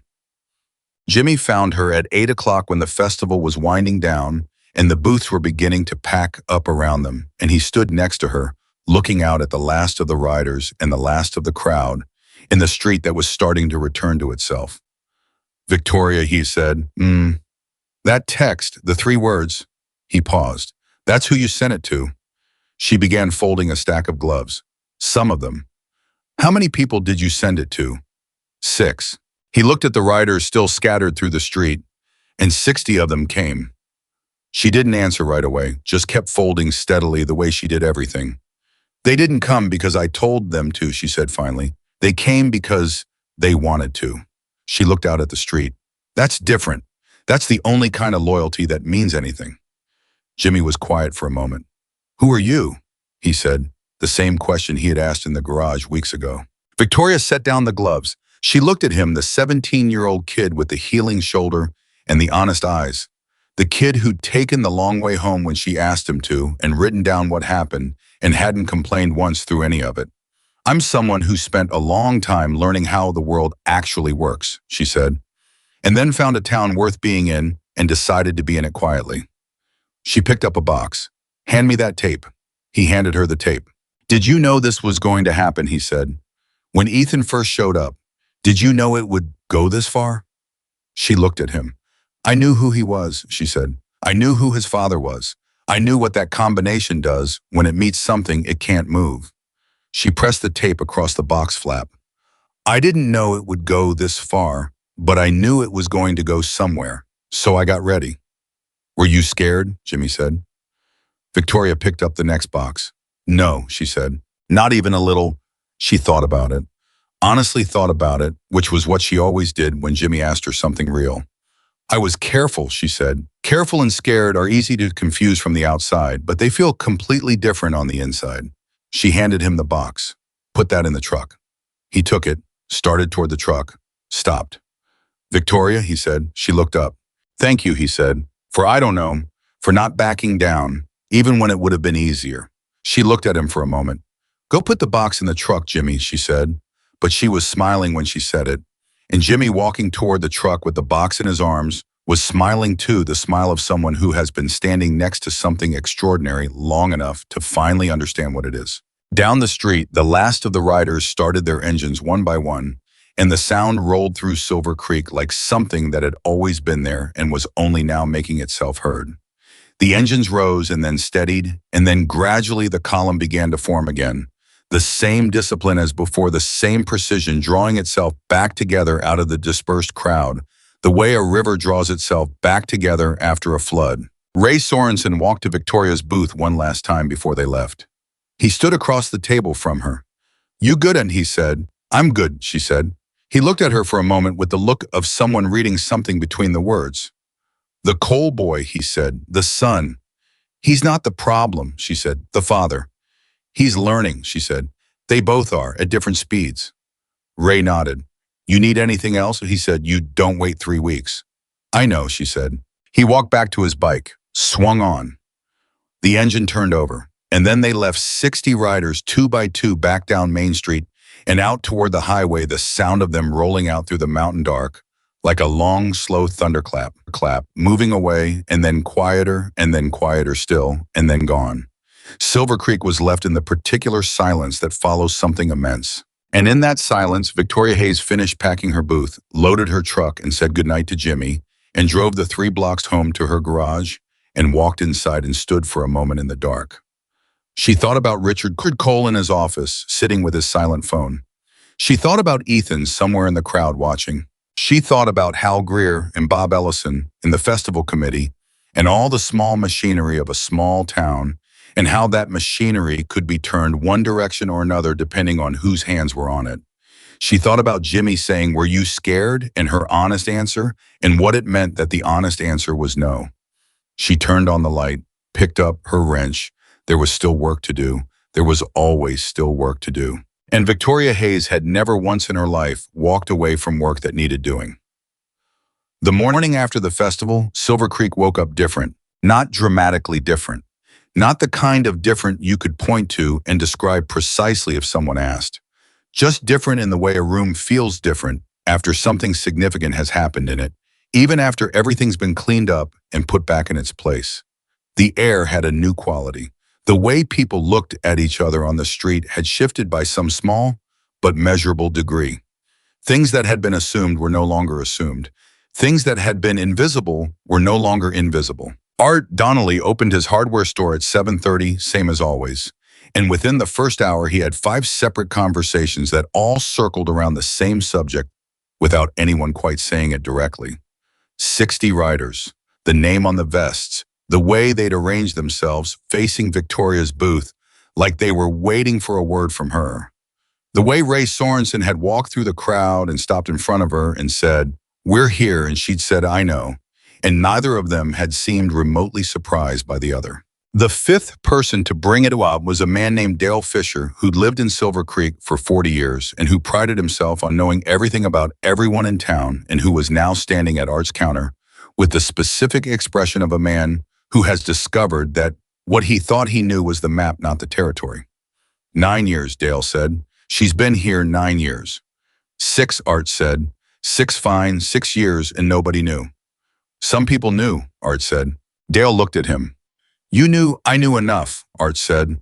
"I knew she wasn't just a mechanic. I knew she'd been places and done things that she wasn't going to talk about. I knew she was the kind of person who, if you pushed on her, you were going to find out very quickly that you'd made a mistake." He picked up his coffee. "I also knew she was a good neighbor and a fair businesswoman, and she'd never once given this town a reason to look at her sideways. So I left the rest of it alone." Dale absorbed this, and the Hell's Angels are her people, Art said simply. "Same as your people are your people. She's just got more of them, and they ride motorcycles." Dale left without buying anything, which was unusual for Dale. Art watched him go, then he called Victoria. "You doing all right this morning?" he said when she picked up. "I'm doing fine," she said. She sounded like she always sounded. Little tired, late night. "Town's talking," Art said. "Town was always going to talk," she said. "Now at least they're talking about something true." "Richard Cole's name is in there too," Art said. "Not just your name, his, and not in the way he's used to." A brief pause. "How's it landing?"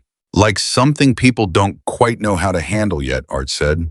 "He's been a fixture here for a long time. His company built half the buildings on the West End. People owe him favors, and some of them owe him money, and that makes it complicated." He paused.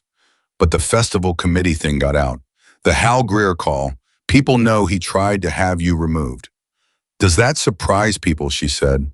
"It surprises people who are still willing to give him the benefit of the doubt," Art said, "which was more people than you might think," was being the operative word. Victoria was quiet for a moment. "And Ethan, that's more complicated," Art said. "People saw him at the festival before the riders came. People saw him at your booth. People saw him talking to you and to Jimmy." He paused. "That story is still being written." "It is," she said. "Victoria," Art said, "what happens now?" She thought for a moment. "Richard makes a move," she said. "He's been sitting on it since last night, working through his options. He's going to decide that his best play is to go bigger, that if the quiet pressure isn't working, then public pressure is the next step. He'll try to make this about who she is rather than what he did." Art was quiet. "Who she is meaning you," he said. "Who I am," she said. "Yes. And when that happens, she said, people will find out some things about me that I've kept private for a long time." She paused. "That's all right. I made my peace with that possibility when I sent those 3 words." Art thought about that. "Are you ready for it?" "I've been ready for it since Tuesday afternoon," she said. "That's why I sent the text." Richard Cole spent the morning of the day after the festival making phone calls. His attorney had told him to stand down. His attorney had used phrases like escalating liability and documented provocation, and I strongly advise against with the kind of measured urgency that meant the attorney was genuinely worried, rather than professionally cautious. Richard had listened to all of it and then thanked the man and hung up and made his first call. He called a journalist. Not a local journalist. A local journalist couldn't do what he needed. He called a man named Phil Tanner, who worked for a regional news outlet based in Missoula, who had done two favorable pieces on coal construction over the years, and who had, over those years, developed the kind of relationship with Richard that was built on mutual convenience and the unspoken understanding that convenient relationships required maintenance. I need you to look into someone, Richard said. Background piece. Who she is, where she came from, what her connections are. The motorcycle woman, Phil said. He'd clearly already heard about the festival. Victoria Hayes, Richard said. She has no visible history before 6 years ago.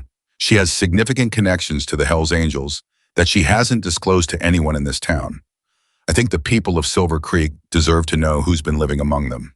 Phil was quiet for a moment. Richard, the Hells Angels showed up at the festival last night and didn't do anything. They bought food and looked at motorcycles and left. They made a show of force. They made a show, Phil said. Force is a different thing. A pause. I'm not sure this is the angle. The angle, Richard said, and his voice had gone to the particular flatness it went to when he was working to control something. He felt slipping. Is that a private citizen in this community has undisclosed affiliations with a criminal organization, and that this is information the public has a right to. The Hells Angels are a motorcycle club, Phil said carefully. Whether they're a criminal organization is a legal determination and not something I can state as fact without. Phil, Richard said, I need this. The line went quiet. Let me see what there is, Phil said finally. I'm not promising anything. Just look, Richard said. That's all I'm asking. He hung up, made 2 more calls, one to a city council member he'd supported financially in the last election, one to the owner of the largest commercial property on Main Street, whose lease renewal with a coal construction subsidiary was coming up in 3 months. Neither conversation was explicit. Both conversations were completely clear. Richard Cole was calling in markers. Denise Park heard about the journalist inquiry by noon. She had sources that Richard Cole didn't know about in places he hadn't thought to consider, which was a consistent feature of Denise Park's professional life and one that had served her clients extremely well over the course of a 20-year career. She called Victoria at 12:15. He's sending a journalist after your background, she said. Victoria was eating lunch at her workbench. She set down her sandwich. Phil Tanner, a pause. How did you know? Richard's used him before, she said. Favorable pieces. He's his go-to for managing narrative. She picked up her sandwich again. What does Tanner find if he digs? That depends on how deep he digs and what direction he goes, Denise said. The public record on you before Silver Creek is sparse. Sparse is accurate, Victoria said. But not empty, Denise said carefully. There are threads, Victoria, if he pulls the right ones. Like what? Like a name that doesn't quite match.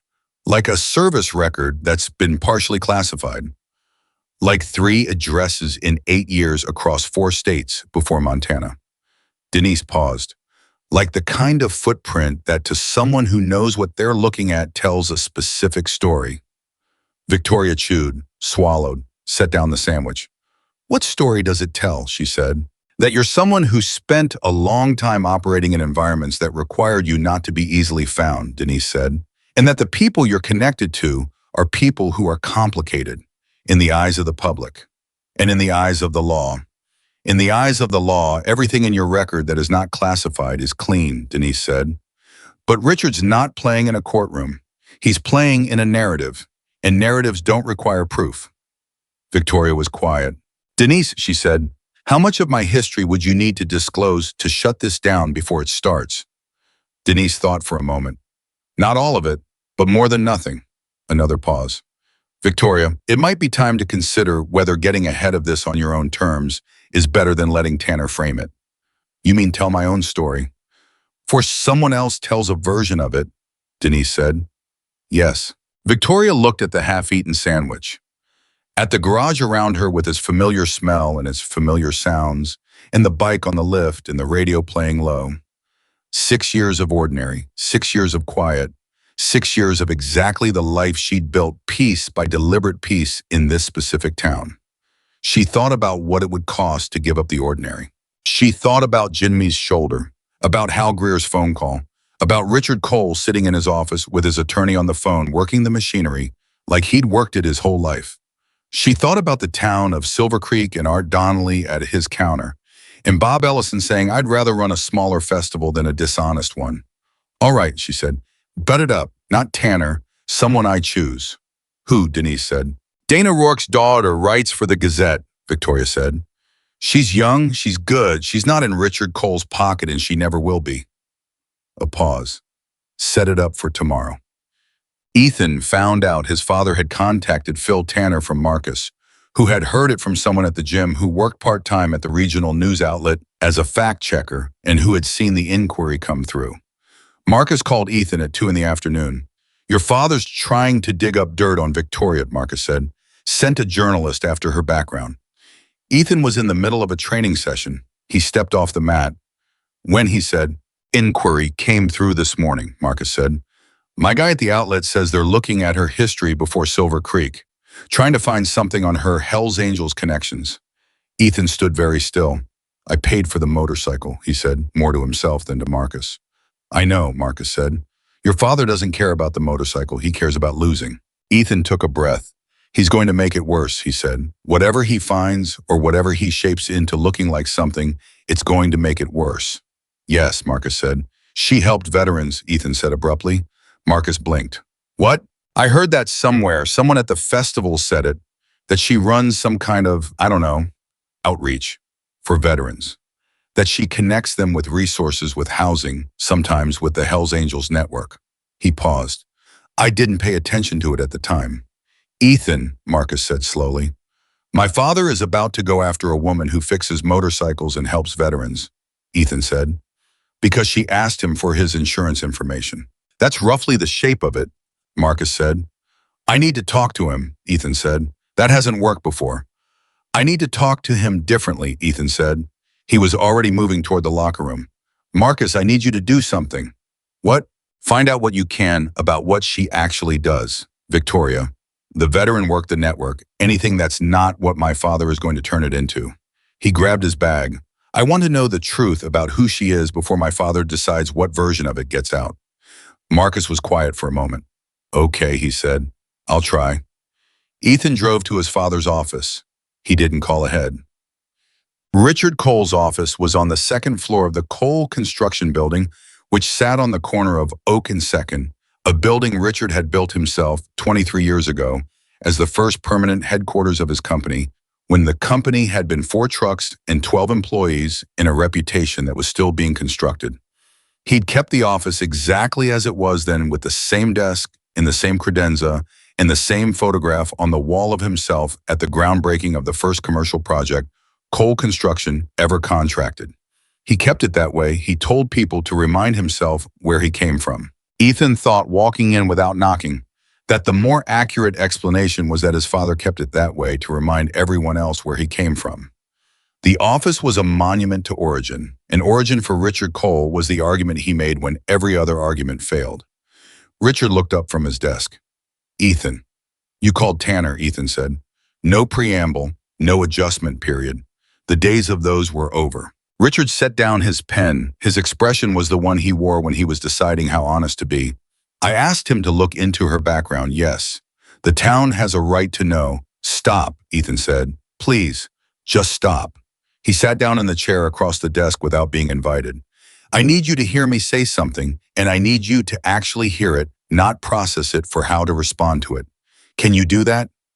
Richard looked at him. Something in his son's face made him pause. "I'm listening," he said. "I was wrong," Ethan said. "At the garage, I was careless. I damaged her property. I put my hands on a kid who had nothing to do with anything. I was wrong, not legally wrong, morally wrong. And she responded to that correctly. She documented it, she got a lawyer, she protected herself and the kid. That is the right response to being wronged." He leaned forward. "And every single thing you have done since then has been the wrong response to being caught." Richard's jaw tightened. I'm protecting, you're protecting your name, Ethan said. Not me, your name, because your name and my name are the same name, and when I do something wrong, it reflects on you. And that is what you cannot tolerate, not what I did, what it means for you. He held his father's gaze. I know the difference. I've always known the difference. I just didn't know that I knew. The office was quiet, the kind of quiet that has weight. That's not fair, Richard said. Probably not entirely, Ethan said. You love me, I know that. But you love me the way you love a building you constructed as proof of something about yourself. And that's not the same thing. He exhaled. Call Tanner off. Richard was silent. Dad, Ethan said, call him off, whatever she is, whatever her history is, whatever connection she has. She came to this town and she fixed motorcycles and she helped people. And she didn't bother anyone. And we bothered her. He paused. That's the story. Everything else is us trying to rewrite it.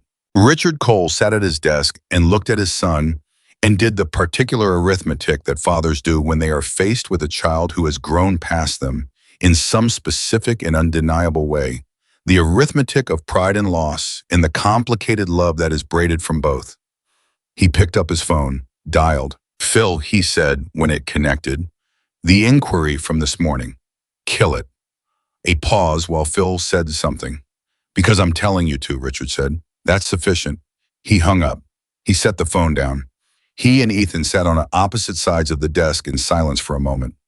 She helped veterans, Ethan said quietly. Richard looked at him. What? Victoria Hayes, she has a network. She connects veterans with resources, housing medical referrals community. She's been doing it quietly for years. The Hells Angels help facilitate it. That's part of who they are, some of them. He looked at his father. That's the story about her connections. That's what Tanner would have found eventually if he dug in the right direction. Richard was quiet. How do you know that? He said. Because I asked, Ethan said. Because I actually asked about who she is instead of trying to manage who she is. He stood. I'm going to go talk to her. Again. And this time I'm going to ask her something different. What are you going to ask her? Richard said. Ethan looked at him.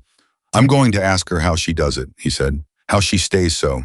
He searched for the word. Steady, in the middle of all of it. I want to know how she stays that steady. Richard was quiet for a long moment. Something moved through his face, something that was not the strategy or the management or the careful calculation that usually occupied that face. Something older and less certain. Let me know what she says, he said quietly. Ethan looked at his father. Come with me, he said. Richard blinked. Ethan. Come with me, Ethan said again. Not your attorney, not a plan, just you. He held his father's gaze. It's time. Come. They drove separately, which said something true about where they were, and they arrived at the garage within 3 minutes of each other, which said something hopeful about where they might be going. Victoria was in the bay with a bike on the lift when Jimmy came to the office door and said, Victoria, the Coles are here, both of them. She looked up from the lift. Both, she said. Ethan parked first and then his father pulled up right behind him. She set down her wrench, wiped her hands, looked at Jimmy. Go take your lunch break. Victoria, 20 minutes, and she said, take a walk, get something to eat. This isn't a conversation you need to be part of right now. She met his eyes. I'll tell you everything after. He went reluctantly with the look of someone who has learned to trust a person's judgment even when every instinct says to stay. She walked out to the front of the garage. Ethan was standing by his Jeep. Richard was standing by his truck about 10 feet behind Ethan and slightly to the left, not quite beside him, not quite separate. The body language of two people navigating a new configuration. Victoria looked at Richard Cole for the first time since their phone conversation 3 weeks ago. Monk was 61 years old, big man going gray at the temples with the build of someone who'd done physical work for real before the business got big enough that the physical work was done by other people. He had Ethan's jaw and Ethan's directness and 37 more years of both of those things being pointed outward at a world that had mostly accommodated them. He looked standing outside her garage like a man who had driven to a destination without being entirely sure why he'd gotten in the car. Mr. Cole, she said. Ms. Hayes, he said. The formality was a kind of honesty. He didn't pretend they were comfortable with each other. Ethan said, I told him about the veteran work. Victoria looked at Ethan, then back at Richard. It's not a secret, she said, but it's just not something I advertise. How long have you been doing it? Richard said. 12 years, she said. The structure of it has changed over time. The scale has changed, but 12 years. While you were, he stopped, choosing words, before Silver Creek. And here, she said, both. Richard looked at the garage, at the sign above the door, at the worn wood and the honest functionality of it. I looked into Cole Construction's last 3 city contracts, Victoria said. Richard's eyes came back to her. All 3 were awarded with competitive bids, she said, but 2 of them had irregularities in the selection committee membership that if someone filed a formal inquiry would take about 8 months to investigate and would almost certainly result in the contracts being reviewed. She said it completely calmly. I looked into it 2 weeks ago. I haven't done anything with it.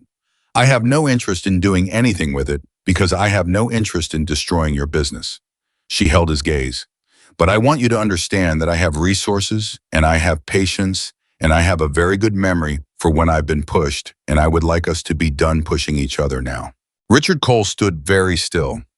It was the stillness of a man encountering a form of conversation that was entirely foreign, not a threat delivered in anger, not a bluff, not posturing. Just a clear, calm presentation of verified fact by a person who had done the work and was offering to set it down. You researched me, he said. You were trying to destroy my reputation, she said. Yes, I researched you. A pause. And I found that you built something real. That your company has done genuine work in this community for over 2 decades.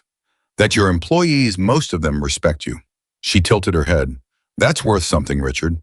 It's worth not spending the rest of it trying to manage a situation that doesn't need managing anymore. Richard was quiet for a very long time.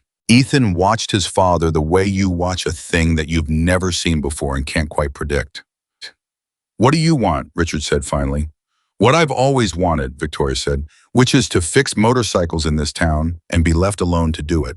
She paused. And for Jimmy Reeves to go to school and come to work and heal his shoulder without being afraid that someone's going to make his life difficult because of whose garage he works in. Richard looked at Ethan. Ethan looked at the ground. The boy, Richard said, Jimmy. His father got hurt at the mill, Victoria said. He's been supporting his family since he was 16. He's one of the hardest workers I've ever seen, and he has never once complained about a single thing. Her voice stayed even. He didn't deserve what happened to him. No, Richard said, he didn't. The word landed. Ethan looked up. Richard Cole said it again quietly as if confirming something to himself. He didn't deserve it. It was as far as Ethan could remember, the first time in his life he'd heard his father say those words. Not the managed version, not the strategic concession, but the plain, unembellished truth of it. Victoria looked at Richard for a moment. There's a fund, she said, for the veteran work. It operates through a nonprofit that 3 of the Hells Angels chapters co-founded 12 years ago. We've helped 437 veterans in the last decade, housing, medical referrals, employment connections, legal support. She paused. Cole Construction employs 300 people. The construction industry has one of the highest veteran employment rates of any sector. She let that sit. There's work that could be done together that neither of us can do separately. Richard stared at her. He stopped, started again. Are you asking me to work with you? I'm telling you that the option exists, she said. What you do with it is up to you. The morning was still around them. A car passed on the street. Somewhere nearby, a door opened and closed. Ethan was looking at Victoria with an expression that had no performance in it at all. Just the raw and guarded face of someone watching something they hadn't known was possible and realizing too late, and also exactly on time, that it had been possible all along. She could have destroyed us, he said, quietly, to his father. 2 weeks ago, she had everything she needed. Yes, Richard said, she didn't. No, Richard said, she didn't. They stood there, the 3 of them in the quiet of an October morning, outside a wooden garage in Silver Creek, Montana, with the mountains in the distance and the town at their backs and the complicated arithmetic of what they'd done to each other and what they still might do about it, sitting in the air between them like something that needed to be picked up and examined and either kept or set down. Richard Cole took a breath. I owe Jimmy Reeves an apology, he said, and his family. Yes, Victoria said, you do. I'd like to do that, he said, if that's possible. I'll ask him, Victoria said. It's his choice. Richard nodded. He looked at his son. Ethan said nothing, but his hand came up and rested briefly, just briefly, on his father's arm. The gesture of a young man who has reached the age where he can see his father's failures clearly and love him anyway. Not in spite of them, not around them, but including them. The complicated love that replaces the simple love when you're finally old enough for the complicated version. Richard cleared his throat. "I'll leave you to your work," he said to Victoria. "Richard," she said. He paused. "The contract," she said. "Get ahead of the committee issue, voluntarily, before someone else makes it into a story." She held his gaze. "You built something real. Protect it by doing the right thing, not by managing the narrative." He looked at her for a long moment. "That's the second piece of advice you've given me," he said. "The first being to get my insurance information to you by 5 o'clock. "I give consistent advice," she said. Something moved through his face that might, in different light from a different angle, have been the beginning of a smile. He got in his truck and drove away. Ethan stayed. He stood by his Jeep and looked at Victoria for a moment, and she looked back at him, and between them was the accumulated weight of everything that had happened in the past 3 weeks. The accident, the shove, the counter-story, the festival committee, the writers, the apology, the payment, the journalist inquiry that had been killed before it started. "Why didn't you destroy us?" he said. "You had the information. You had the connections.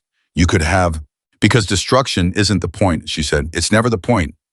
She leaned against the garage door frame. "When someone wrongs you, you have 2 choices about what you do with it.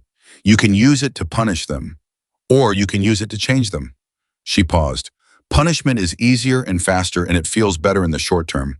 Change is harder and slower, and the results are less predictable." She looked at him. "But I've been at this a long time, and I know which one actually works." Ethan was quiet. "My father came with me today," he said. I've never seen him do something like that. Go somewhere he didn't have a plan for." "I know," she said. "That was you." He blinked. "What?" "He came because you asked him to," she said. "Not because I scared him into it, because his son asked him to step into something uncomfortable and do it without a plan." She met his eyes. "That's you, Ethan. That's the version of you that's been in there all along, behind the trophies and the ego and your father's lessons." She straightened. "It just needed something it couldn't push past to come out." He stood very still. "You're not what I thought you were," he said. "The first day, the first time I talked to you." "I know," she said. "What did you think I was?" he said. "The first time you saw me." She considered the question honestly.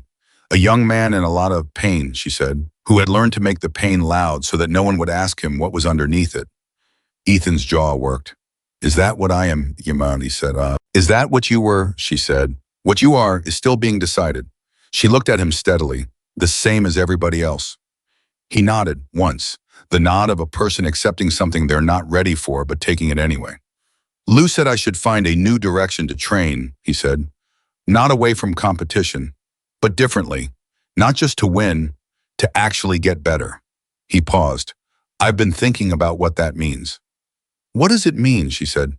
"I don't know yet," he said. "But I think it starts with stopping treating my black belt like a shield." He looked at her. "You didn't have anything. No belt, no jacket, no credentials. And you were the steadiest person in that driveway." "I had something," she said. "What, 20 years of knowing exactly who I am," she said. "That's all I had, and it was enough." Ethan stood there with that. Then he said, "Can I ask you one more thing?" "Go ahead, Ito." "The 3 words," he said. "The text, heads up, incoming. Why those 3 words? Why not more?" Victoria looked at him. "Because the people I sent it to didn't need more," she said. "They know me. They've known me a long time. 3 words from me means I'm fine, but pay attention because something is moving." She paused. "That's the kind of trust that takes years to build. You don't need a paragraph when you have that kind of trust." I thought about that, about his friends who stood around the bench press and nodded at everything he said, about Cody Marsh in the counter story, about Marcus walking away and then coming back. "I don't have that," he said quietly. "That kind of, not yet," she said. He looked at her. "Start with Marcus," she said. "He's already there. He's been trying to get you to hear something for years. Start with being honest with the one person who's already on your side." She pushed off the door frame. "The rest follows from that." He nodded again, walked toward the Jeep, stopped with his hand on the door. Victoria, he said, what you do, the veterans, the network. He paused. Is there anything I mean? Is there a way that I could come back when you've done the other work first? She said. When you've started building the thing that lets you send 3 words and have people understand. She tilted her head. Then we'll talk about what comes after that. He got in the Jeep, drove away. Victoria stood in the doorway of her garage and watched him go. Then Jimmy appeared around the corner, done with his 20-minute lunch, carrying a paper cup of coffee and looking at her with barely contained curiosity. Both of them, he said, Ethan and Richard. Both of them, she said, and she took the coffee he offered, took a sip. Richard Cole is going to reach out to your family, she said. An apology. You don't have to accept it. That's entirely your call. Jimmy's eyes went wide. Richard Cole is going to apologize to us. He said so, she said. People say a lot of things, but that one I believe he meant it. Jimmy stood there processing it. The particular look of a 17-year-old who has just watched the world rearrange itself into a configuration that seemed impossible a month ago. And Ethan, Jimmy said, Ethan is figuring out who he is, she said, which is a painful thing to do at 24. But it's better to do it at 24 than at 61. She looked at him. Give him some room while he does it. Jimmy thought about that. Did you have to do that? Figure out who you were? Victoria looked at the coffee in her hand, at the garage behind her, at the mountains in the distance, and the town that spread between here and there.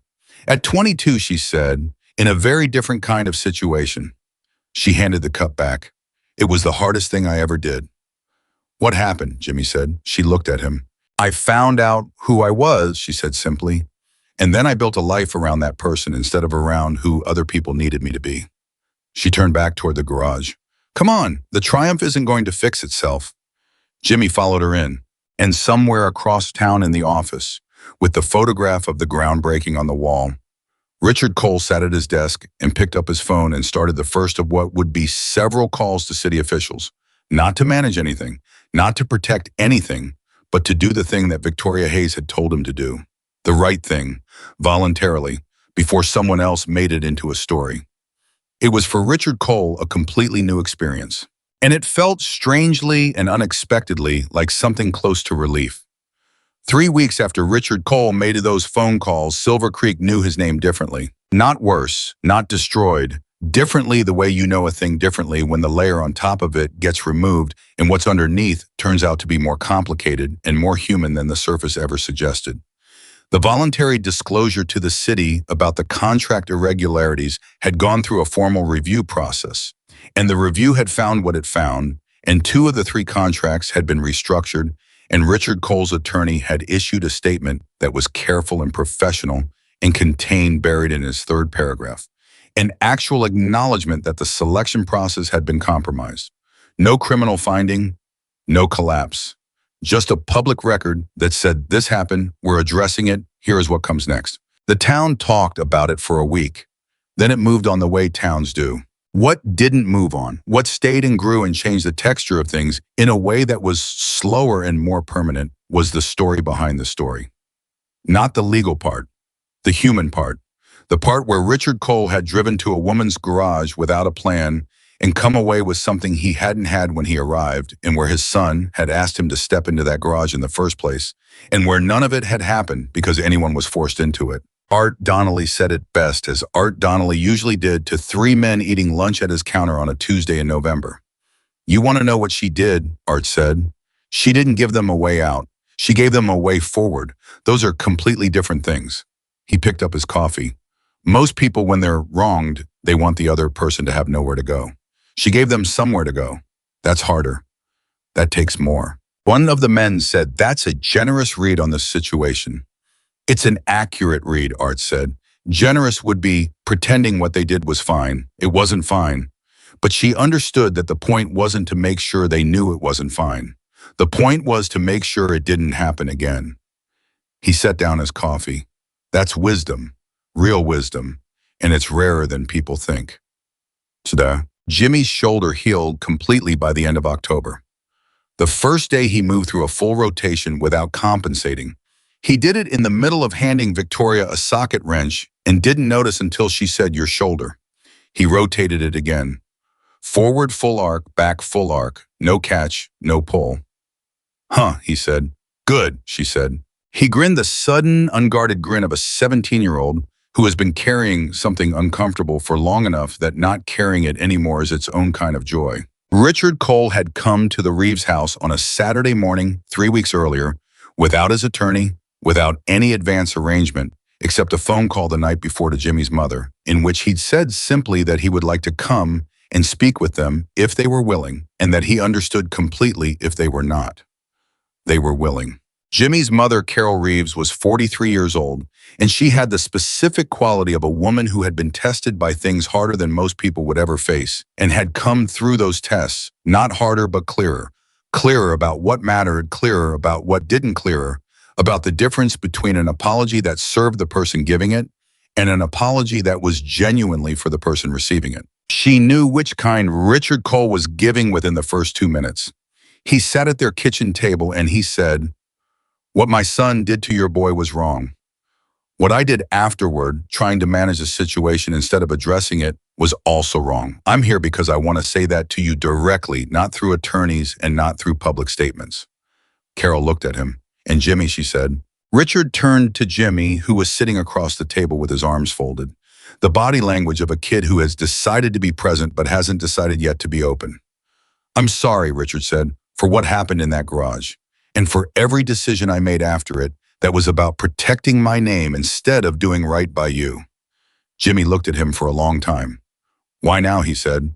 "Why not 3 weeks ago when it happened?" Richard didn't look away. "Because 3 weeks ago I thought I could make this into something manageable," he said. "I was wrong about that, and it took someone considerably smarter than me to make that clear." Jimmy knew who he meant. "She's something," Jimmy said. "Yes," Richard said. "She is." The apology didn't fix what happened. Jimmy knew that, and Richard knew that, and Carol Reeves knew that most clearly of all because she was the one who'd watched her son ice his shoulder every night for 2 weeks and said nothing, because saying something wouldn't have made the shoulder heal faster. Some things leave a mark. The mark was part of the story now. That was just true. But the apology was real. And real things matter even when they come late. Jimmy unfolded his arms. "Okay," he said. "Not it's fine, because it wasn't entirely fine, and pretending otherwise would have been a different kind of wrong. Just okay. I hear you. I'm letting this be what it is." Richard Cole nodded, stood, shook Carol's hand, shook Jimmy's, and left. Jimmy watched the truck pull away from the window, and then he turned to his mother and said, "Victoria made that happen." "Victoria made the conditions for it," Carol said carefully. "He still had to choose to walk through the door." Jimmy thought about that distinction. Then he picked up his phone and texted Victoria. "He came. It was real. Thank you." She wrote back 4 minutes later, "Good. See you Monday. We've got a lot of bikes." Ethan Cole started over. That was the only way to describe what happened in the months following the festival, and it was the phrase he used himself the one time he talked about it publicly, which was at a community event in December that the Hells Angels chapter co-organized with 3 veteran support nonprofits in the region, in which drew 60 people to a meeting room at the Silver Creek Library, and which was covered by the Gazette in a piece written by Dana Rourke's daughter Sophie, who was 26 and good at her job, and who had sat down with Victoria 2 days before the event and asked questions that nobody else had thought to ask. Ethan hadn't planned to speak at the event. He was there because Marcus had told him about it, and because Victoria had texted him separately from the text she'd sent to 60 other people. A single line, "You said you wanted to know what comes after." This is what comes after. He'd come. He'd sat in the back. He'd watch veterans he didn't know shake hands with riders he didn't know and talk about things that mattered in the specific, unpretentious way that people talk about things that have cost them something real. And then someone on the panel had said something, a veteran named Gerald 63, 2 tours, a voice that carried the weight of its own history without dramatizing it. Something about how the hardest thing wasn't what happened overseas. It was coming home and finding out that the version of yourself that existed before you left didn't quite fit anymore. That you had to build a new version and nobody told you how, and most of the people around you didn't even know you were doing it. Ethan had raised his hand, not to speak as Ethan Cole, champion black belt son of Richard Cole, just as a person in the back of the room who recognized something in what was being said. "Can I sorry," he said. "Can I say something?" The moderator nodded. He stood up. He said, "I haven't served. I want to be clear about that. I'm not comparing what I've been through to anything anyone in this room has been through." He looked at Gerald. "But what you said about coming home and not fitting the old version, about having to build a new one without anyone telling you how." He paused. "I'm in that right now. I'm in the middle of that. And I didn't have a name for it until you said it." The room was quiet. Gerald looked at him. "What changed?" he said. The question was direct and kind in equal measure. Ethan looked at the back wall for a moment, then at Victoria, who was sitting near the front and who was looking at him with those quiet, steady eyes that gave nothing away and asked nothing back. "I met someone," he said, "who wasn't impressed by any of the things I thought made me impressive. And instead of asking why, instead of being curious about what that meant, I got angry." He paused. "And then I got curious. And the curious version of me is having a very different experience of the world." Gerald nodded slowly. "That's growth," Gerald said. "That right there, most people never get past the angry." Ethan sat down. Marcus, sitting next to him, said nothing. Just put his hand briefly on Ethan's shoulder and left it there for a second. The gesture of a friend who has been waiting for a long time and is glad the wait is over. Sophie Rourke's piece in the Gazette ran the following Thursday. It was the piece that changed things, not just in Silver Creek, but in the larger conversation that had been quietly forming around Victoria Hayes since the night of the festival, when 60 riders had rearranged the center of a small town just by showing up and standing there. Sophie had done the work. She'd talked to veterans who'd been helped by the network. She'd talked to Ray Sorensen, who'd said more in print than Victoria would have permitted herself to say, including this. She built something real, not for recognition, not for the image of it, because the need was there and she was capable of meeting it, and that for her was sufficient reason. She'd talked to Art Donnelly, who'd said the quietest people in a room are sometimes the ones carrying the most weight. Victoria Hayes has been carrying weight for this community that most of this community didn't know it needed carried. That's not mysterious. That's just what some people do. She'd talked to Bob Ellison, who described the festival committee situation with the specific candor of a man who had decided that honesty about his own failure was the minimum he owed the people he represented. And she'd talked to Victoria herself. It had taken 2 hours and a pot of coffee, and Sophie asking the same question 4 different ways before Victoria gave her the version that ended up in the piece. The question was, why Silver Creek? Why stay quiet about who you are for 6 years? And Victoria's answer, the final version, the one that landed, was this: "I came here because I was tired. Not the kind of tired that sleep fixes, the kind that comes from spending years operating at a level of intensity that most people will never experience in situations where every decision has weight and where the cost of being wrong is not something you can afford to think about too directly." She'd looked at the workbench while she said it, at the familiar metal and grease of it. "I needed a life that was proportionate to a human being. I needed to fix things and have them stay fixed. I needed a town that didn't need anything from me except what I chose to give." She paused. "Silver Creek gave me that, and I gave Silver Creek what I could. Quietly, because the quiet is part of what I was protecting." Sophie had asked, and Victoria had said, now the quiet isn't quite as quiet, but that's all right. Some things need to come into the light eventually. The trick is being the one who decides when. The piece ran with a photograph, not the small blurry one from 4 years ago, but a new one taken by Sophie herself of Victoria at the workbench in the garage, looking at the camera with those eyes, not performing anything, just there. The piece was read by 4,000 people in the first day, which was 4 times the Gazette's usual readership, and shared outside the county, outside the state, in the specific way that stories get shared when they touch something real in the people who read them. By the end of the week, Victoria's inbox, which she had never publicized, which Sophie had not included in the piece, which found its way to people through the nonprofit's contact page, had 43 messages from veterans in 6 states.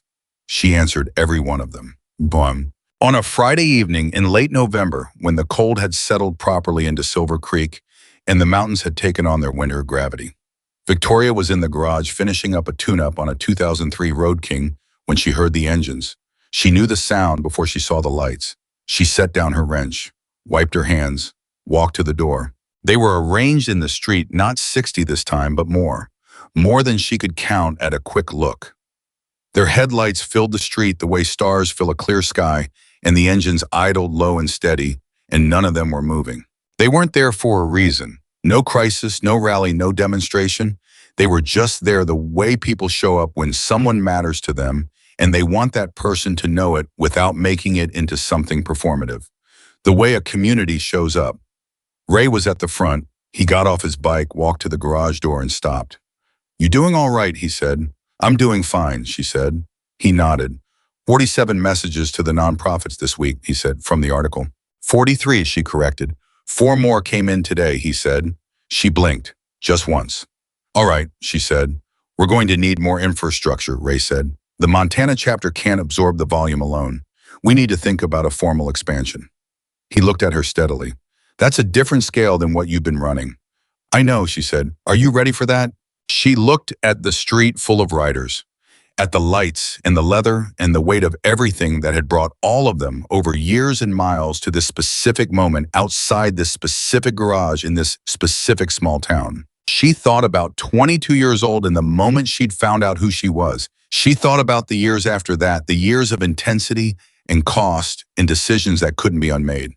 She thought about the deliberate choice of ordinary and what ordinary had given her and what it had cost her to protect it and what she was letting go of now by stepping into something larger. She thought about Jimmy's shoulder healed and whole, about Richard Cole on the phone with city officials doing the right thing late, which was still better than not at all, about Ethan Cole standing up in a library meeting room saying, "I'm in the middle of that."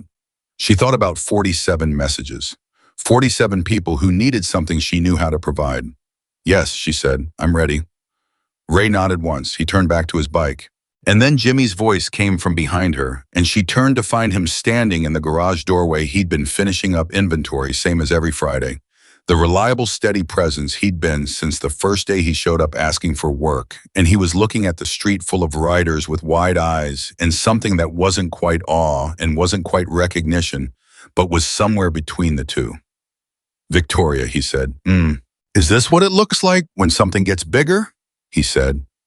She looked at the street, at the headlights stretching back into the dark. "Yes," she said, "this is exactly what it looks like." "Are you okay with that?" he said.